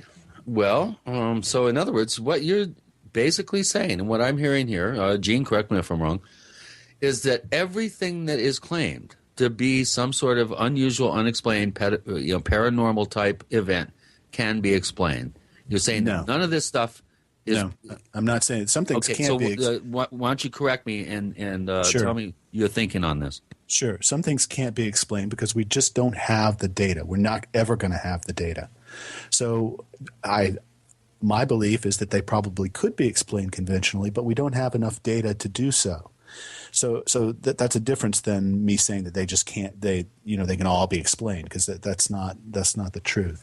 What I'm saying is that I know of no case for which the evidence is compelling to indicate a paranormal source. And yet, one of the things that I think UFO believers and UFO proponents should think about is the fact that whenever these collections of the best cases are collected, like the 10 best cases or whatever, most of those cases have problems of some kind. They're not great cases. There's problems with the Trent photos. There's problems with the RB-47. There's problems with all the cases that are considered the best cases. And if your best cases have problems, shouldn't that give you a room for thought? Well, Lance, maybe... again, it comes down to to your definition of problems. What about how up to speed are you on the Sherman Ranch case and the documentation of one camera filming another camera while wires are ripped out on camera, and there's no evidence of that visually? Where is that video? This is a world-class team of scientists here now. We're not talking, Matt Moneymaker banging on a tree in the woods and making howling noises. I don't know about that case. Where can I see that video? You can go to Hunt for the Skinwalker, and then you can go ahead and put a request into Robert Bigelow, and maybe kind of the video is not available. Have you seen the video? I believe the story. I have not seen the video. Well, I believe the story. This is kind of the problem, Chris. I mean, okay, this is where you and I would disagree. No, Lance, the problem is this, that we have a billionaire that has hired a world-class team of scientists to do quality, cutting-edge research and investigation, and then totally keeping all that data to himself. So are you suggesting that Colm Kelleher, I think he's got a PhD in microbiology, the managing director, and George Knapp, Las Vegas' top investigative reporter, broke the Area 51 story back in the 80s, blah, blah, blah. So you think that they're just giving us a snow job? As well. You think they're giving us a snow job? I don't know what they're giving us, but I'm telling you that if you haven't seen the evidence, you shouldn't say that. You shouldn't just blindly support the evidence. So a lot of times, like for instance, Ted Phillips was on your program, and he talked over and over about how great this photograph he had of this huge dog-like, wolf-like, gigantic thing that he'd taken a picture of was. He talked about it at length and then promised to give us the picture. When we finally got the picture, it was nothing of the sort. It was a ridiculous thing. A blob squatch. Yeah, and that's what I'm getting at. Why would you say that? Because people do, they exaggerate these things. They, particularly when they're writing books. So world-class scientists exaggerate. Well, you're using the term world-class science. I don't know who he is or who you're talking about, but Well, Eric Davis, Kit Green. I mean, there were some very good scientists involved with NIDS. Maybe you should do a little research on that, because Bigelow had deep pockets, and he made sure he had overqualified people involved. How about the case of the calf mutilation that happened allegedly in broad daylight? The rancher and his wife were 300 to 400 yards away. They had just inspected the newborn calf, walked to inspect the next calf and mother, came back, and the calf had been mutilated. Immediately, Bigelow dispatched a veterinary pathologist and a team of investigators that went up to the ranch and documented the scene. I have seen photographs of that particular case and read pretty detailed descriptions of the actual necropsy and other things that were taking place. How do you explain something like that? Well, I mean, I don't know anything about it, so how can I explain? I have no knowledge of it whatsoever. Well, there are cases, Lance, believe it or not, that would make me sit up and go, And, every case that's out there, I mean, obviously, 9 out of 10, there's going to be some plausible deniability. We're going to have some wiggle factor. But there is. It seems like whenever there's supposedly this convincing data, this convincing video, for instance, it never seems to quite be available. And same thing with your friend Ray Stanford. He supposedly has this fantastic video, and yet no one can see it. And this is a single video, Lance. He has actual analog films. Right. He has films supposedly so close that you can see inside the flying saucers. I've seen stills from those, by the way. Right. But no one else has. No one is not out for anyone else to analyze, to look at. And we were just talking about releasing information to the public and the media, and how that is really a no-no, and you need to do all your scientific dotting of the I's and crossing of the T's before we release data. So you can't have it both ways, Lance. Either you go and do it in a scientific method and do it correctly with peer review, and don't release your data, no matter who wants it. Or you go ahead and do, the Melba Ketchum route of allowing it to be leaked and shooting yourself in the foot before the thing even gets off the ground. So you can't have it both ways, Lance. Don't get me started here, okay? I have spent a lot of time identifying the most important people in the field in terms of what I think are the individuals that are doing groundbreaking work that can take this whole subject area forward. Okay? I'm serious about this. Ray Stanford is one of those people. I don't care what anybody says. I've spent so much time with this guy. I've seen his evidence. You haven't. Well, like everyone else, then I'll just wait for the scientific reports. But until then, you don't have anything. I think fair enough. We can always hope before Ray leaves us that we'll get to see some more of his evidence. Certainly the stuff he's done. It's ichnology. It's a study of dinosaur trace evidence. Absolutely. Of it. Sure, but I read the story in the Washington Post. Well, if he can do it looking down, believe me, he can do it looking up. And the world will find out about it eventually when he's ready.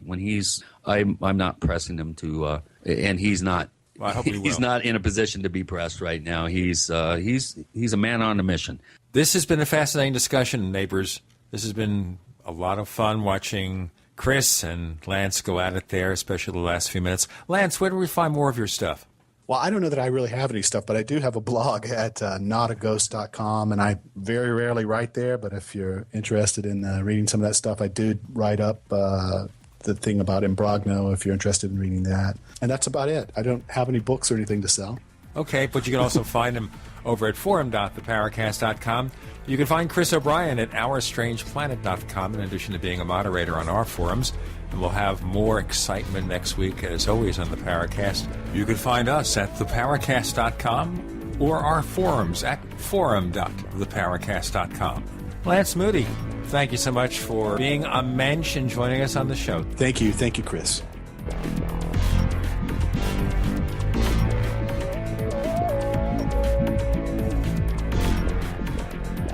The Paracast, featuring Gene Steinberg and Christopher O'Brien, is a copyrighted presentation of Making the Impossible, Incorporated.